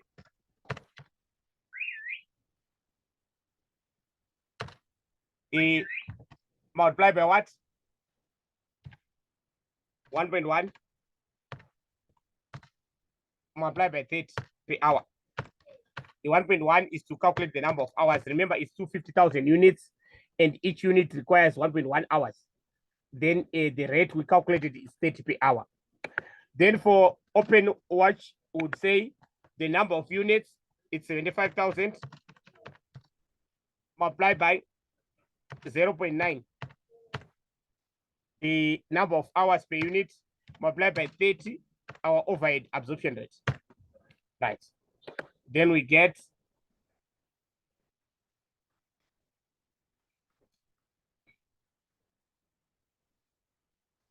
it's plus here. We don't have separate units here, separate columns. So it's plus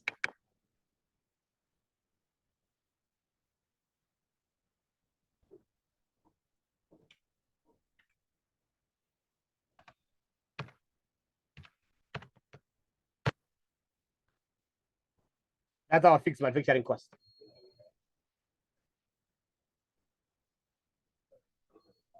Any questions?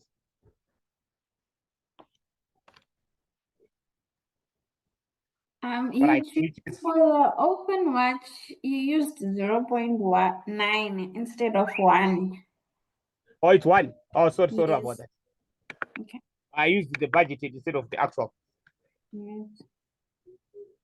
I should use 1 here. Thank you so much. So I should change my answer there to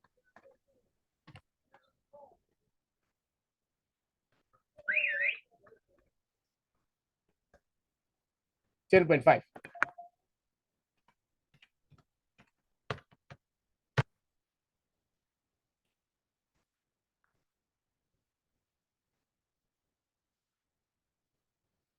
Thank you. Right.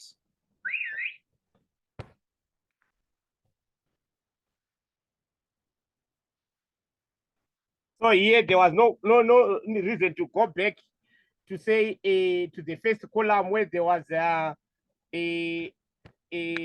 G set and stuff like that, because that can be something that can cause a students to fail there, because you should see the difference on the actual information they said here. This is the total variable manufacturing cost. Total variable, so all the variable manufacturing costs. So that means it will also be including what? Here it was the D set, and then they said other variable, but there is the total variable manufacturing cost. That means it includes all the D sets and other manufacturing costs. They are all included there. Right. Then I think those are all the manufacturing costs that we have. Then we'll now say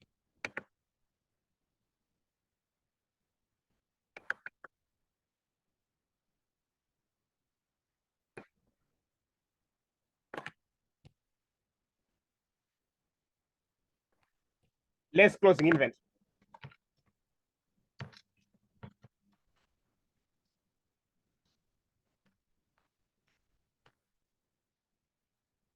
Right. Right, our closing inventory.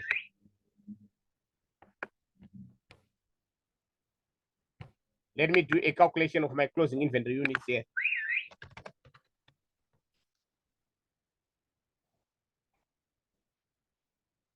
Or they are given. Closing inventory units were given.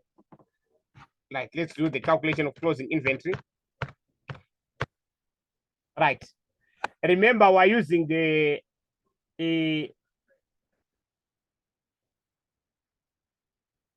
weighted average method. We're using the weighted average method. So here we have to calculate it separately.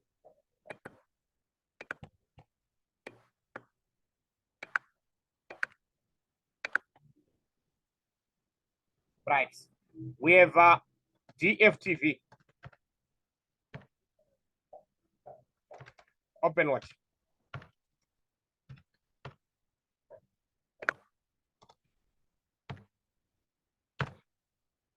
Right. Now I want to calculate my current production cost. Remember, I said to calculate our closing inventory, we use this equation here. Opening inventory were given. So we need the current production cost. The opening inventory units and the current production units, we know them. The closing inventory units, we know them. We know all this. So what we simply need is to calculate our current production cost. So to calculate our current production cost, we would say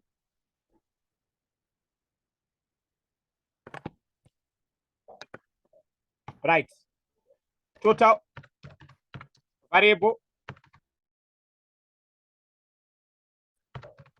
manufacturing costs were given. Yeah.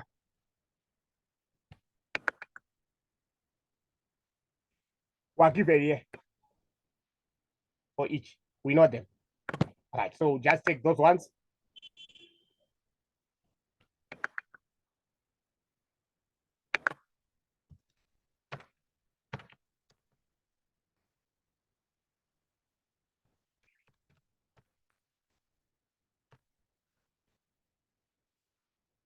Right. Then we add our fixed manufacturing overheads. Remember, they are allocated according to labor hours, and it's these ones here. Only that we need now separately. These ones here. I can just copy and remove the plus there.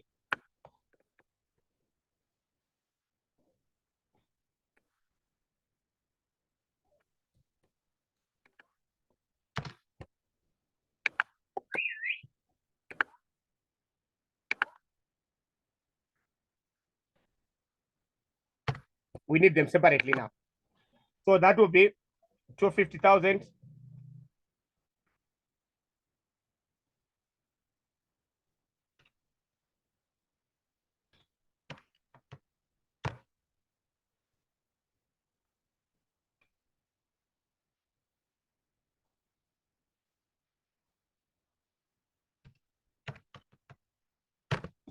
Right. This will give us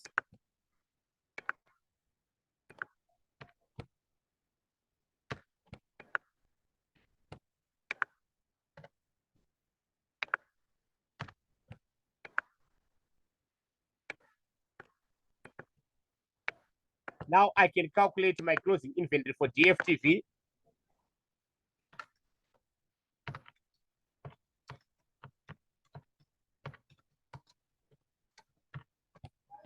Right. Remember our formula. Let me just copy it so that we remember it. Right. If we're using FIFO, we're going to take this one. But because we're using a weighted average method, I'm going to take this one here. I think I explained when we started.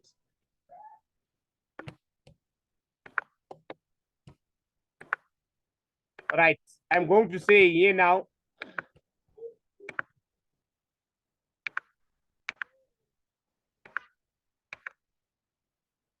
Right. My opening inventory is given here on the question paper. On number additional information 1. We're told that it's 6915 for DFTV.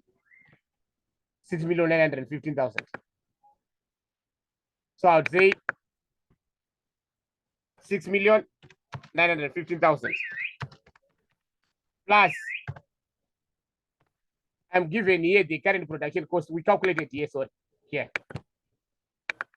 So plus 345, 750,000. Multiplied by the closing inventory. Closing inventory were given on the question paper.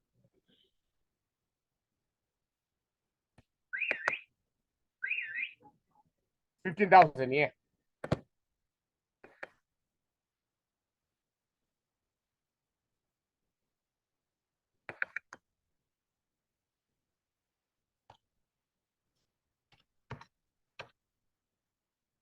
Then divided by the opening inventory units were given.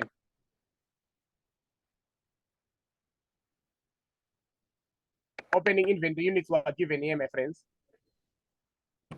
Here, opening inventory, 5,000.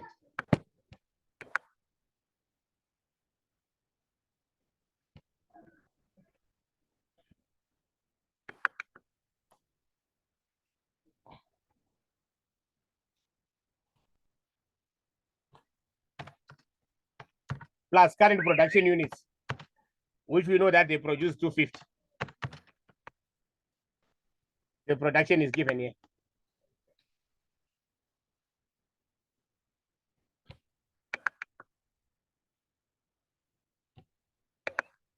Yeah, that's the manufacturing units. So that's how we obtain our closing inventory. So we're going to get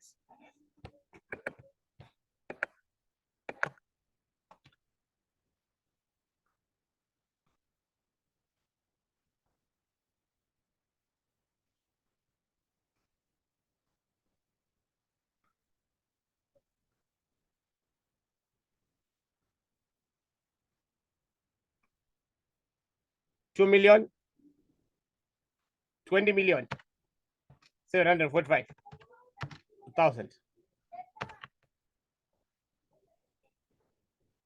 Right. Then we do the same for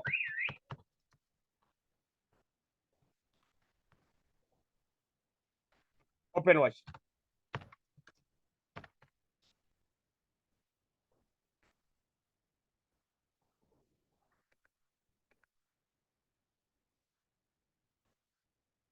Right. Our opening inventory were given.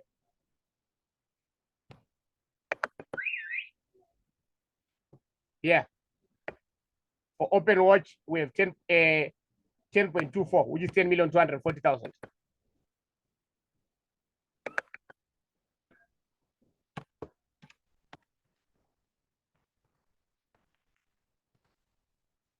Our production, we have it here 96.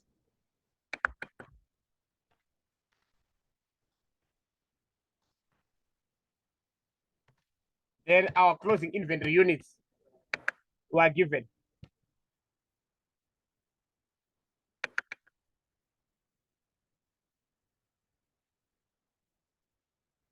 Here our closing inventory units here is 3,000.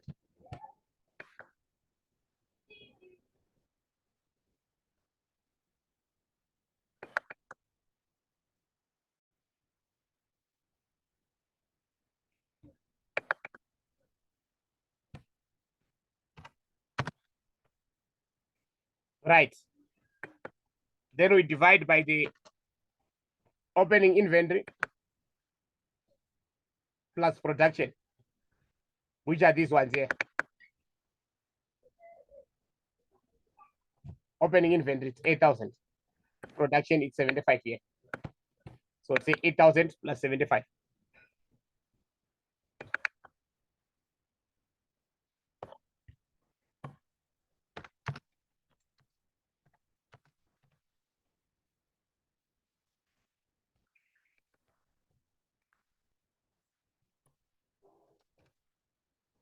Then we get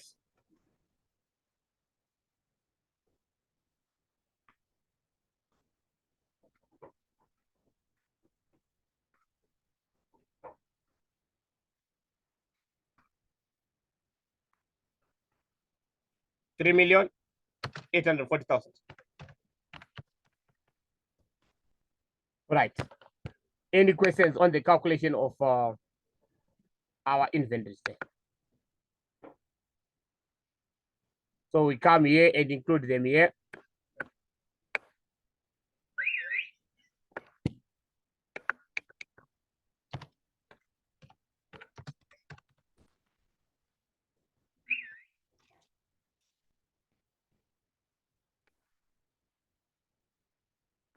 Three 840.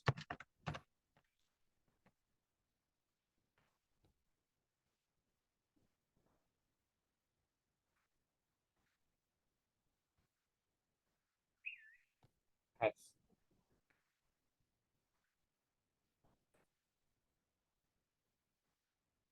We get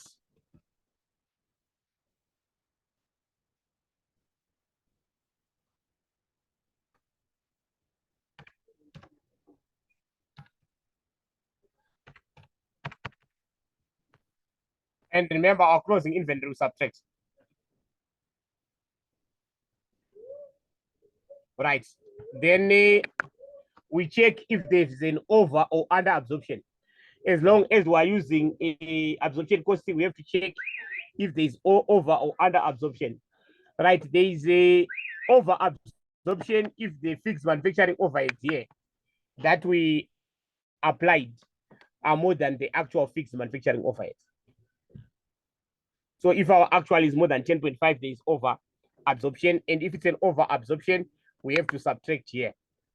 Then there's an under absorption if this fixed manufacturing overhead applied are less than the actual manufacturing overhead.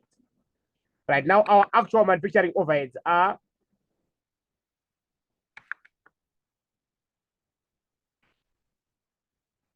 they are 10.2, and we absorbed 10.5. So there is an over absorption. There is an over absorption. We absorbed 10.5, but the actual is 10.2. So it was too much. So we have to reduce our costs. So we'll have our over absorption.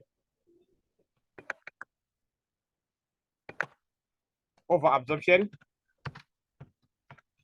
So we only do this if we're using absorption costing. We don't have over absorption if we're using direct costing, which is 300,000. So we have to reduce. We're saying this one was too much. Right. Then we get our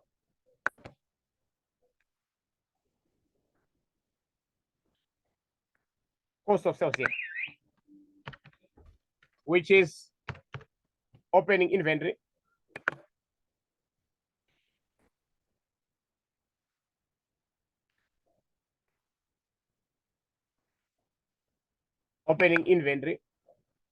plus our production costs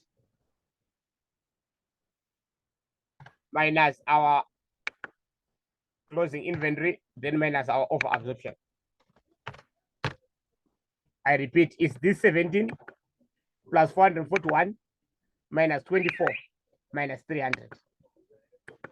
So it's the 17 plus 441 minus 24 minus 300. These two are represented by this 441. Right. Then we get our gross profit.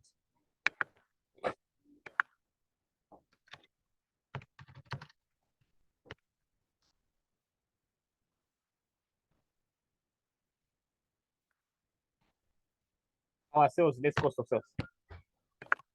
Right. Less expenses.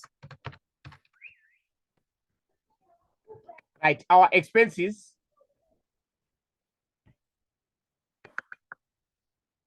we have all those non-manufacturing costs now. All those non-manufacturing costs were given total selling costs and allocated head office costs. These ones. These are the two. Right. So we have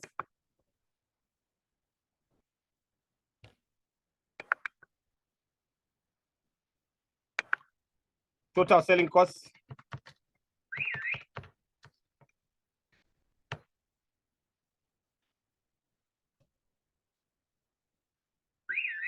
$10.1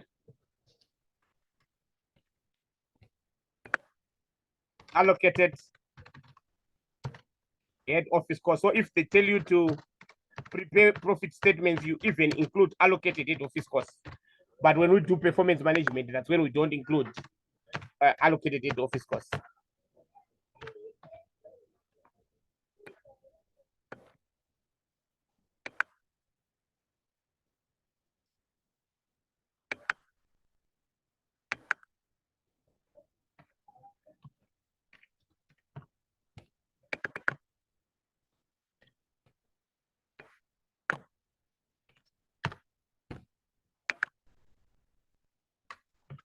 Loss for the year.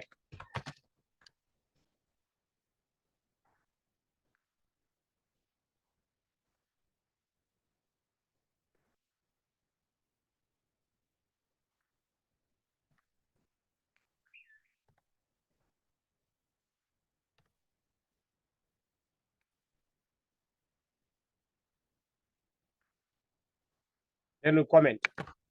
Remember, they said a comment if they omit the target. The target was not met.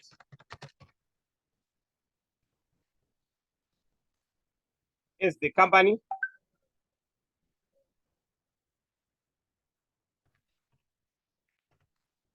made a loss of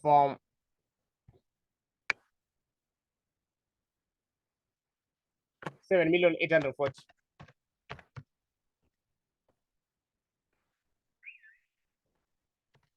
instead of a profit of 5 million.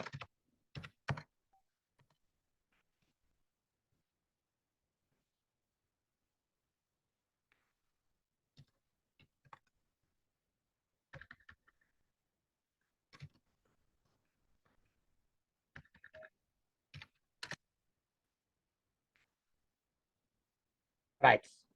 So don't forget the comment if they want you to comment. Because if you check, our question was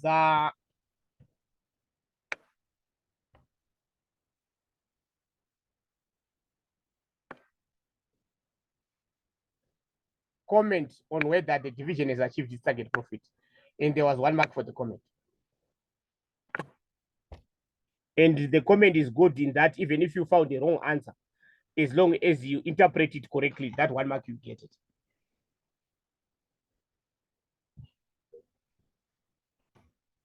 Right. Any questions there?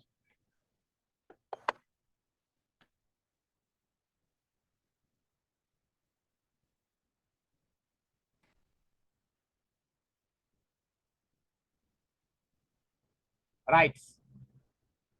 Number E, identify the responsibility center type for the technical division and provide reasons to support the type identified.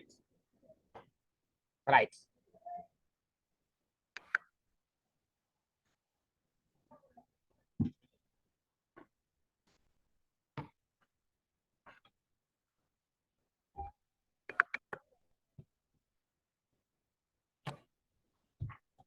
Right. We have different types of responsibility centers. Right.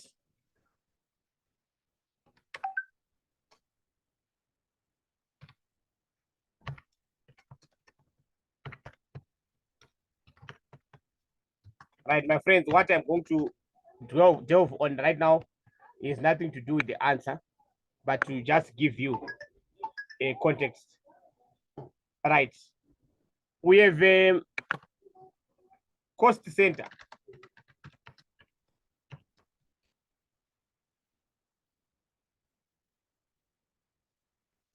Only in case cost.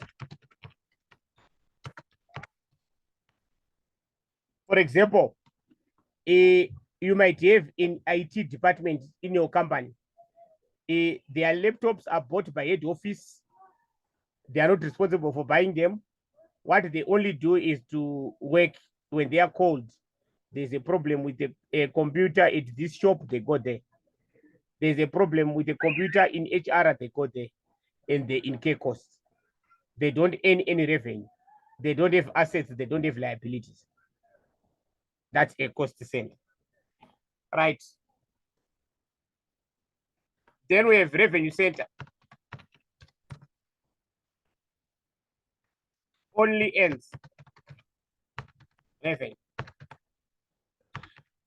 For example, you might have a sales department. All their costs, they don't incur them at their level. All costs are handled by head office, but all sales, they handle them. So they are a sales center or revenue center. Right. Then we've got profit center. In case expenses and earns revenues. Right. Let's say you've got a shop that is buying and selling, and their expenses, rent, electricity, and they sell, they earn income. But their assets are handled by head office, their liabilities are handled by head office. So they are only responsible for expenses and their revenues. That's a profit center. All right. Then investment center.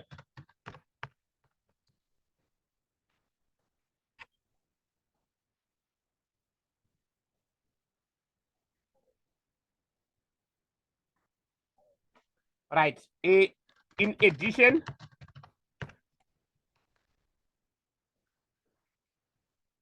of incomes and revenues, they are also responsible for the investment.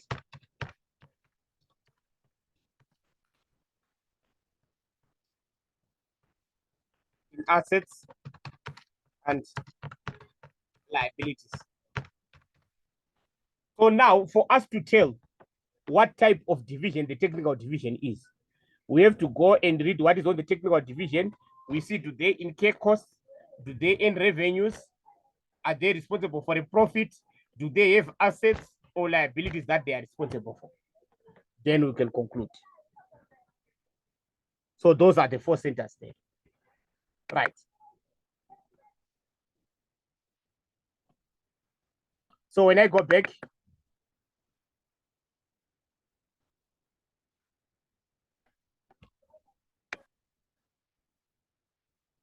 here is the technical division. Right. The technical division earns revenue by installing and connecting set-top boxes for domestic and corporate clients. So there's revenue here. The division's costs mainly include wages for installers, whom the division hired based on possession of a grade of qualification with tertiary admission eligibility. They also have costs. So automatically, this is not a revenue center. This is not a cost center, because it has both revenue and costs. So it can either be a profit center or a investment center. Right? Investment center, if it's also responsible for some assets or liabilities then. Right? The installation process is quite dangerous, as several installers have to date fallen to the ground. DGV has injury on duty insurance cover for installers. The head office is responsible for minimizing injury on duty insurance premiums by searching and appointing the most affordable insurer. This accounts for 30% of the injury on duty insurance responsibilities. The technician division is responsible for the other 70%. The division's manager, Ms. Ngumalo, has on several occasions voiced skepticism about the fairness of DGV's current performance measurement and reward approach, which is solely based on the net profit before tax and bonus. As part of addressing skepticism, the head office investigated alternative approaches and prepared the following actual information. Right, we have got an investment. If you can see, we have got an investment here under the technical division. Remember, we're only talking about this division. They've got an investment of 20 million. So at the end of the day, we can conclude that they've got profit, they have revenue, they are responsible for an investment. So we can conclude that the technician division is an investment center. Right. So I would say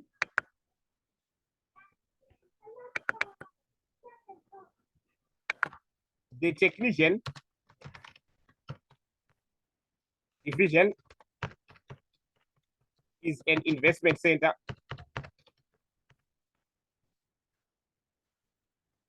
due to the following reasons.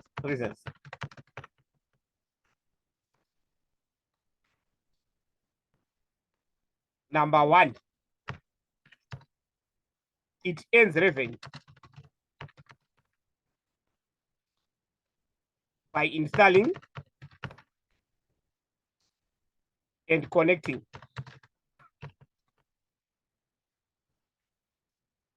set-top boxes for domestic and corporate clients.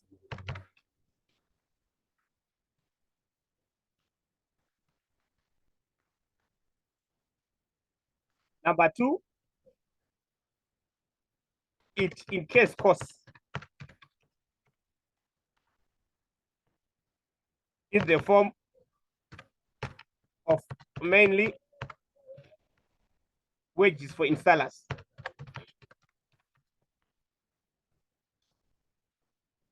and insurance. Remember, they are responsible for 70% of the insurance. Number three, it is responsible for an investment currently at 25 million net investment. So we can conclude that this is an investment center. So if we had revenue only, we're going to say it's a revenue center. If we had cost only, we're going to say it's a cost center. If we had 1 and 2 without 3, we're going to say it's a profit center. But because all of them are there, then this is an investment center.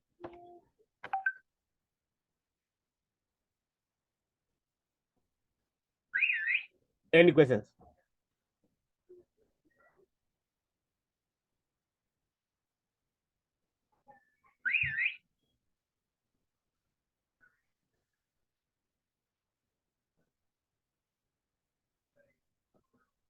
No questions. Right. Then we'll go to the next question.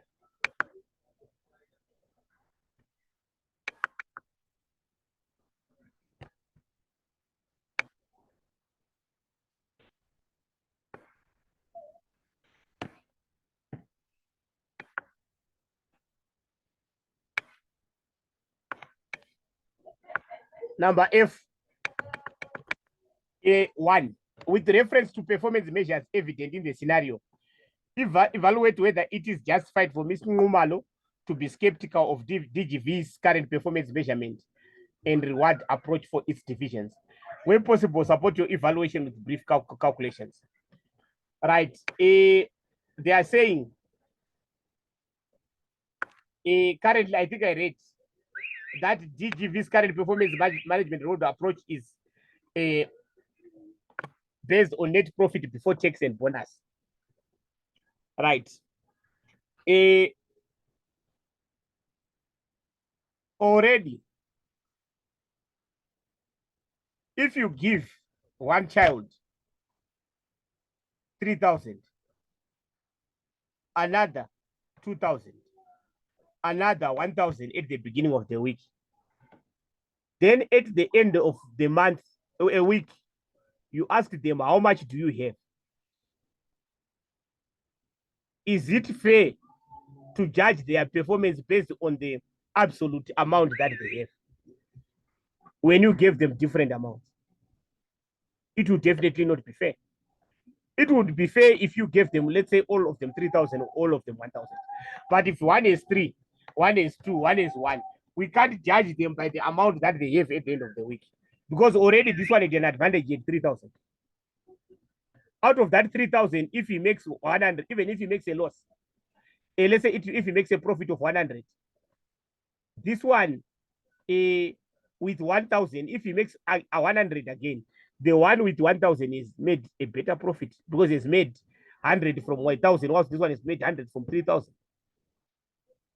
So now, if we check here, the investment in satellite is 45 million, in the set top in 85 million. So will it be fair to just compare them to a technician with only 25? That would be unfair. Definitely, because they've only 25, they are likely to have a smaller amount. Right. So I would say, first of all,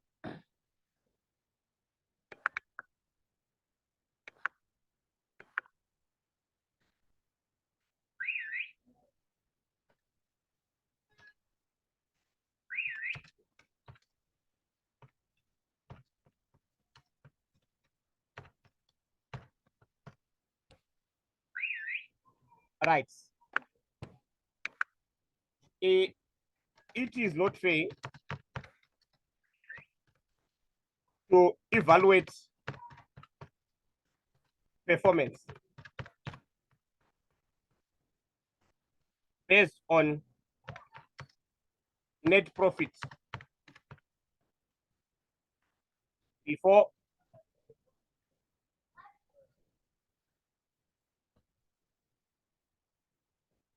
bonus.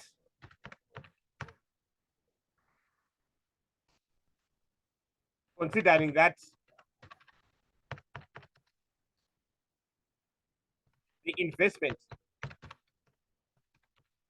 made in the 3 divisions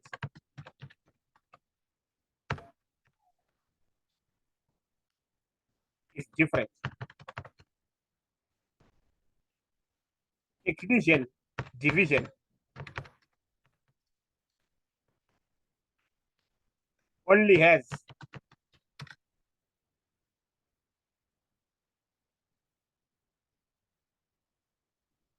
a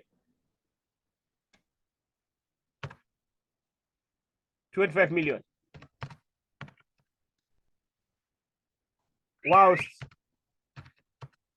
the satellite dish division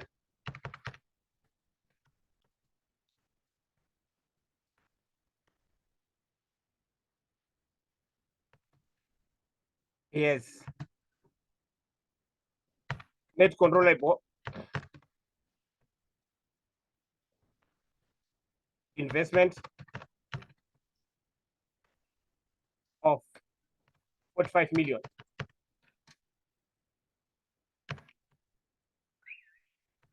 And set shop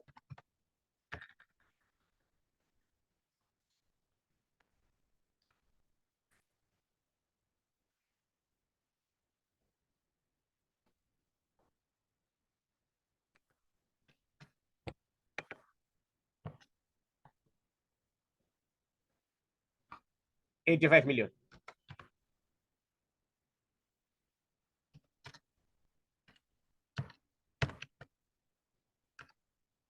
Right. A better measure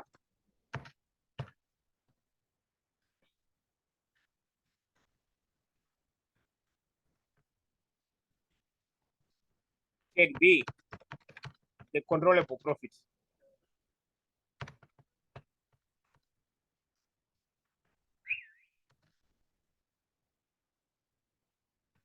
which takes into account only those revenues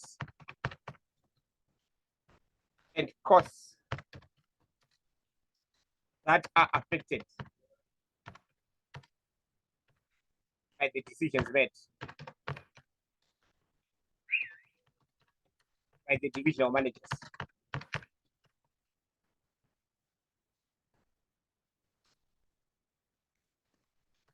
The profit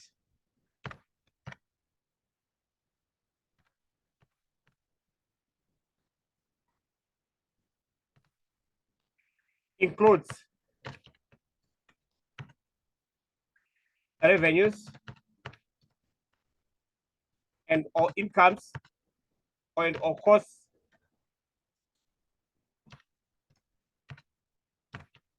that are controlled, that are affected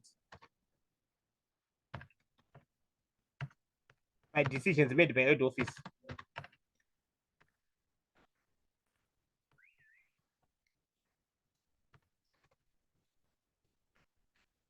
Such as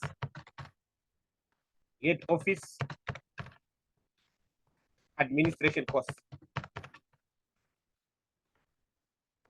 and 30% insurance for the technician division.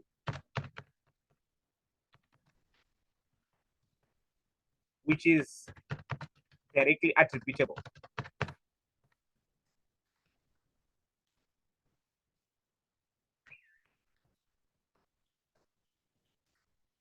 head office. To be fair, a performance evaluation system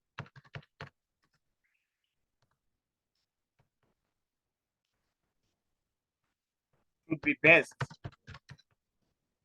on decisions and actions made at division level and not those decisions beyond the control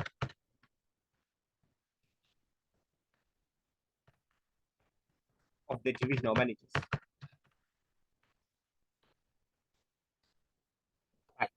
So we're saying, well, giving a critique here that is not fair. Number one, the investment that is given is different. So is it fair for us to judge them like that? Right. Number two, the profit includes some things which cannot be controlled. So does that make sense? So we're saying, no, let's take into account only those things that can be controlled. Right. So now let's determine the residual income of the technician division. Right. Technician division residual income.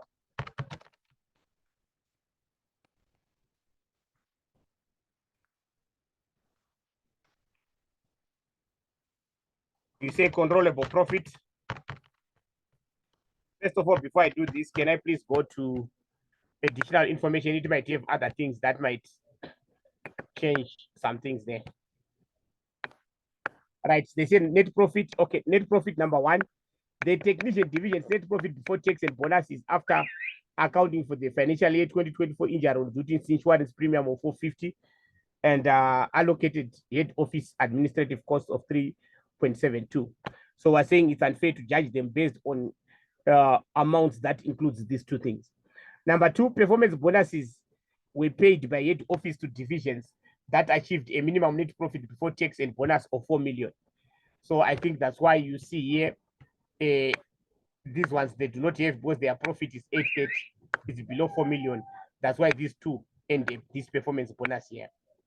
Right. Then in calculating the residual income or loss, V applies the same cost of capital rate per annum for all the East divisions. Right. They use the same cost of capital. Right. So now we can say to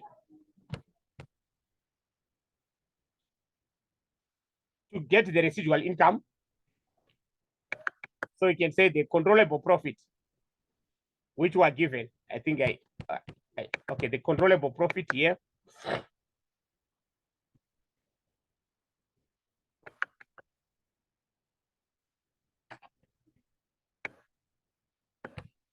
Controllable profit is this one here.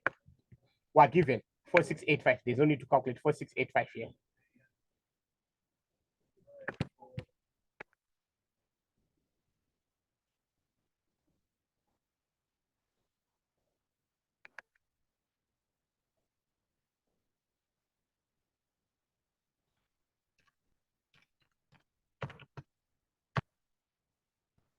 Less cost of controllable investment for us to get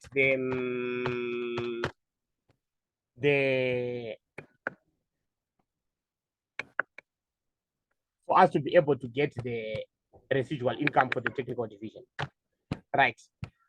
Now, our cost of controllable investment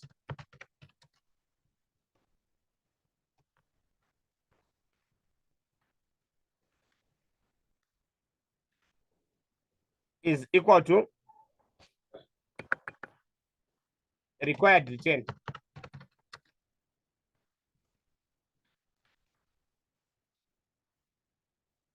or cost of capital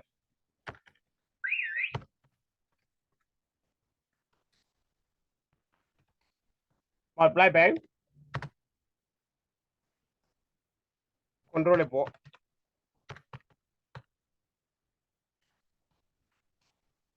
investment. Right. Now I want to be with me here, my friends. We are not given the cost of the controllable investment, so we can't calculate it directly. But we are told that in calculating a residual income, they use the same cost of capital for all its divisions. So we can use whatever cost of capital they used for these two divisions to calculate the cost of capital. Right. So let me use, for example, satellite dish division.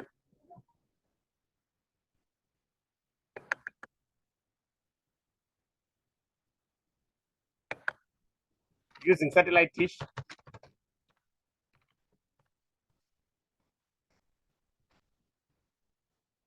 right? We know that the cost of controllable investment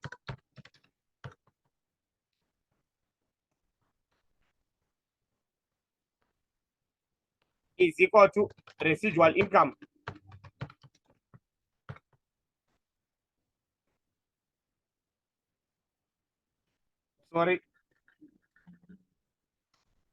controllable profits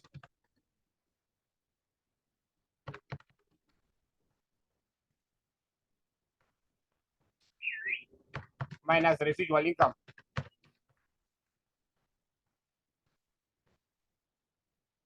Right. Now,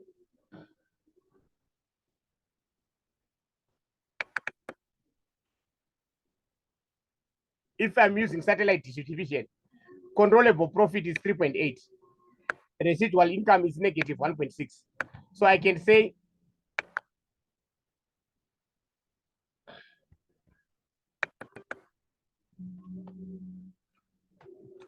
(3.8)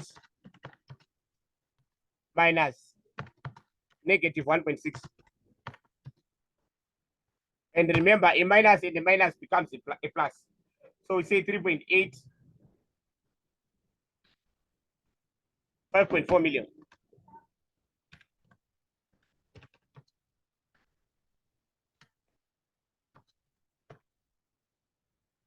Right. Then our cost of capital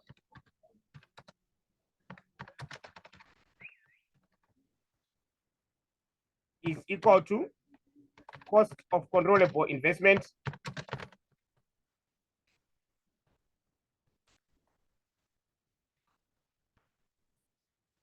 divided by controllable investment.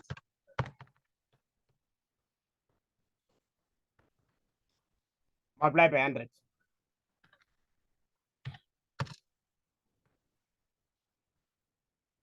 Right. So that will be equal to the cost that we found there, 5.4, divided by the controllable investment for satellite dish, which is 45 million here.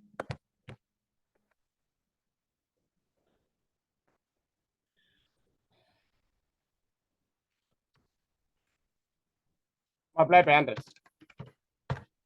What do you get?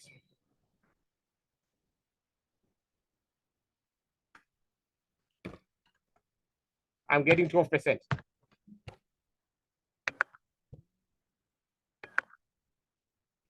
So at your own time, you can try to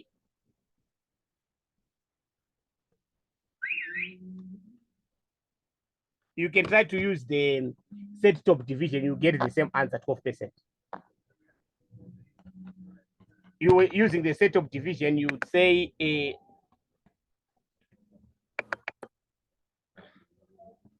you would say 85 minus, sorry, you would say 11.9 minus 1.7. Whatever you get, you divide by 85, you get 12% again. Right. So we now know 12%. The reason why we wanted the 12%, it will help us now to find 12% of the 25 million, the controllable investment. So we now say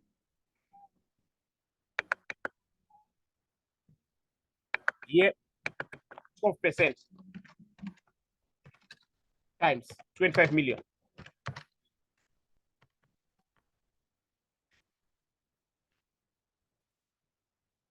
We're going to get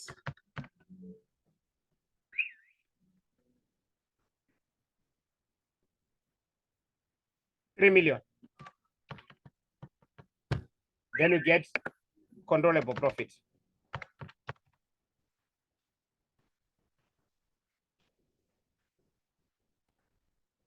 So the residual income.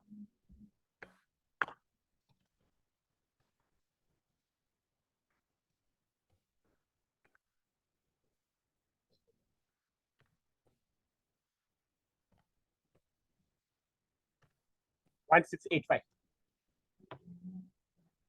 So we can find that when it comes to the residual income, the technician division actually performed was number 2 after a set top, which had 1.7. Right. So I can now comment.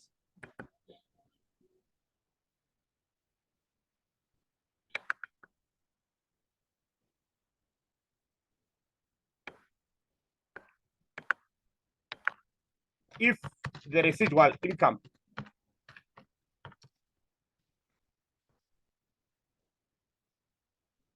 was used, technician with the division with a residual income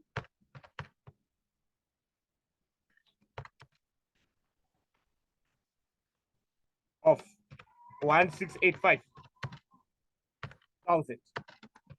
was going to be second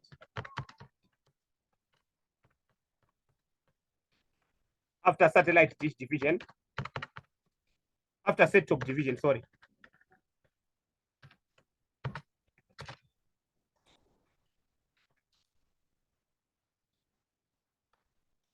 With residual income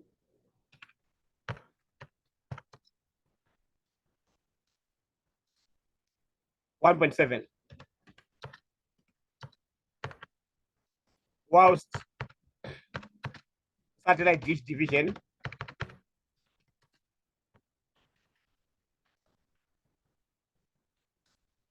was going to be last with a negative residual income.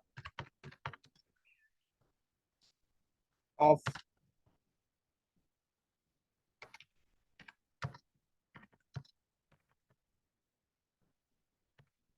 it can also be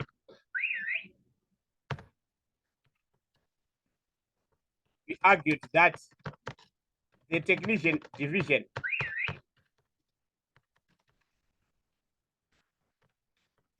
was the best in terms of residual income, as it was attained from a smaller investment, 25 million.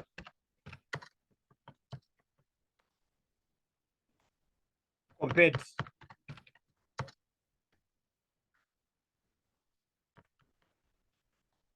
set top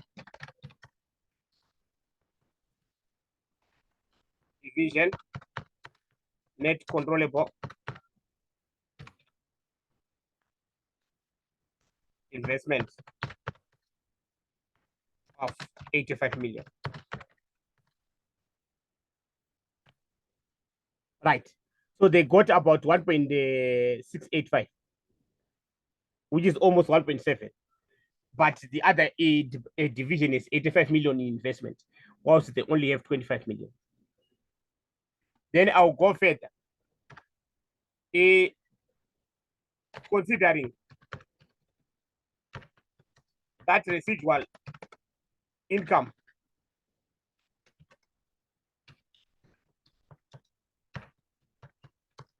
is an absolute amount,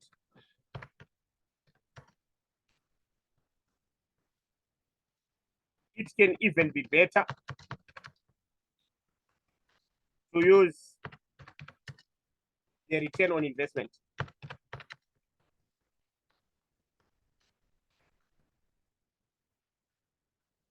which is a relative measure.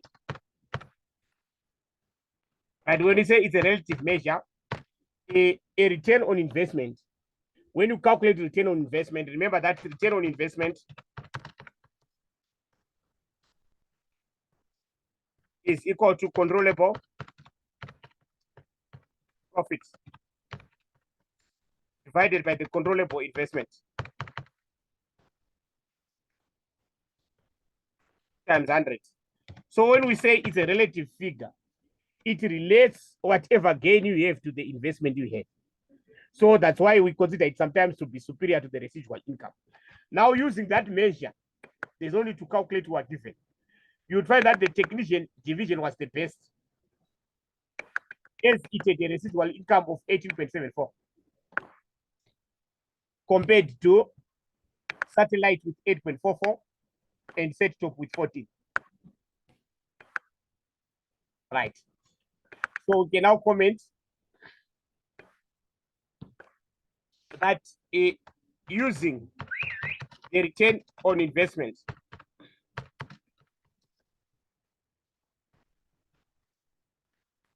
the technician division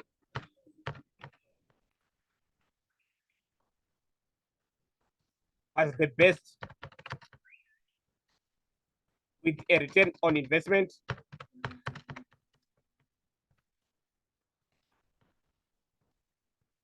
of 18.74%, with set of division second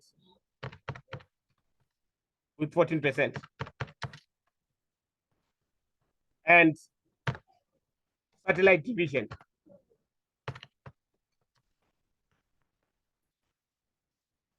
third with 8.44%.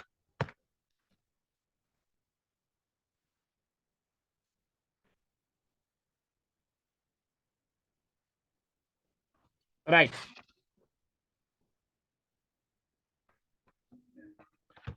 Right. And it is also unfair to judge based to judge satellite dish based on its profit, considering that they are forced to internally transfer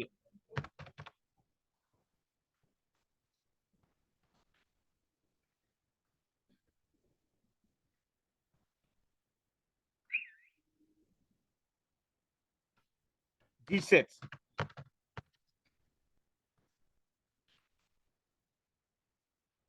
to set of division.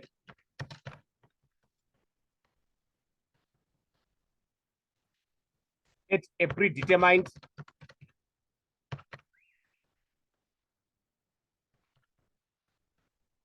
amount.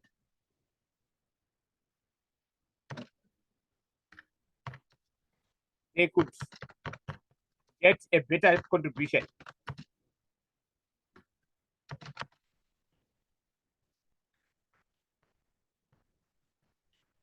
by selling external.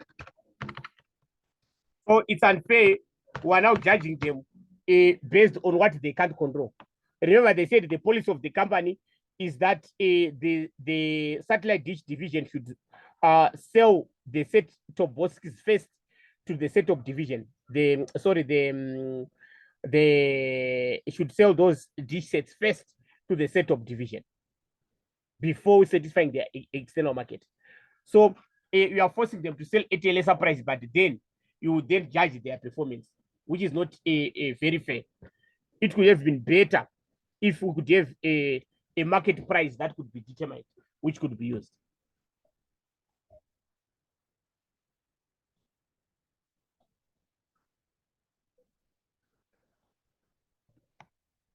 Right. Any questions there?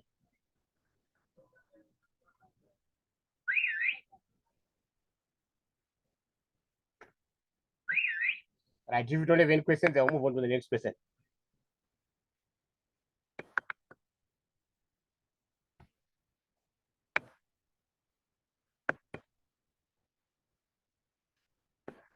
Right. The last question for today, number 2, considering Mr. Robert personally blowing away his millions overnight, provide 4 practical personal finance guidelines that DigiV can develop to assist installers who might in the future receive a large injury on duty payout not to suffer the same fate as Mr. Robert. Right, let's go and read what happened to Mr. Robert then. Right, it's here. On 3 September 2024, an installer, Mr. Robert, fell to the ground during an installation job and was severely injured, resulting in the use of a wheelchair. On 14 September 2024, the insurance company paid him 6.5 million for his injury on duty claim. Few weeks later, Mr. Robert was featured on a popular television program titled How I Blew My Millions, crying and narrating how he miraculously spent all his injury on duty payout millions overnight. Right. So they just want any ideas that you can personal finance ideas. Right.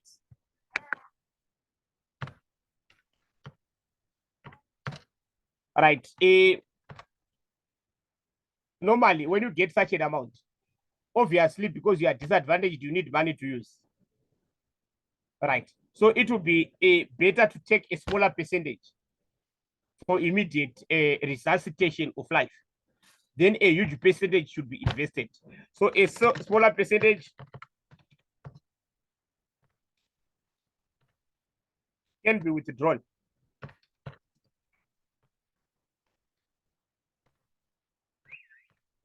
What? Sustain self. And the major portion will be invested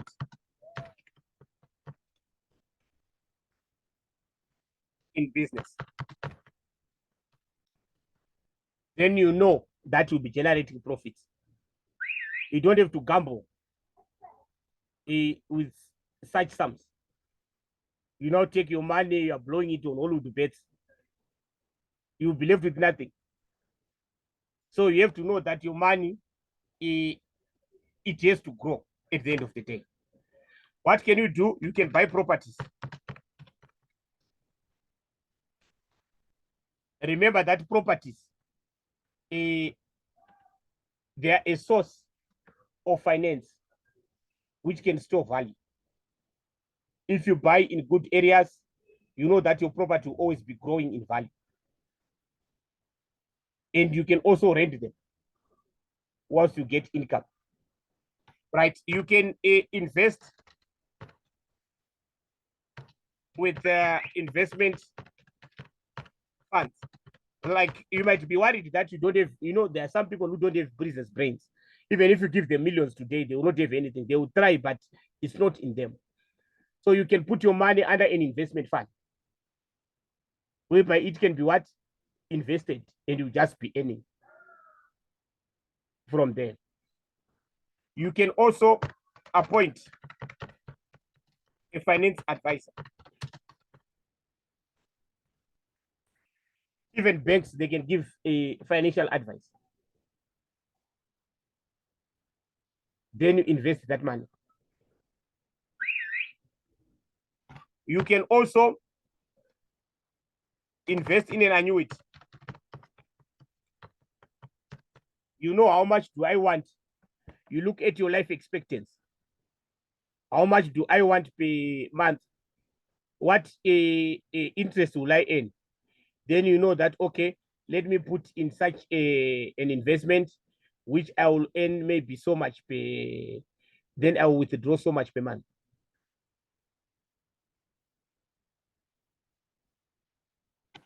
Then go for counseling before spending money.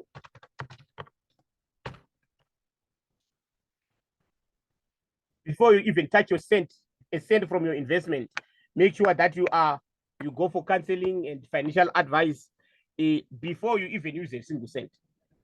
Actually, do you have money that you can't lose by just waiting a little bit whilst you think on a proper plan to invest your money. So you can go on and on. There are many things that you can advise in terms of it. I think that's general knowledge, more of general knowledge. Any questions?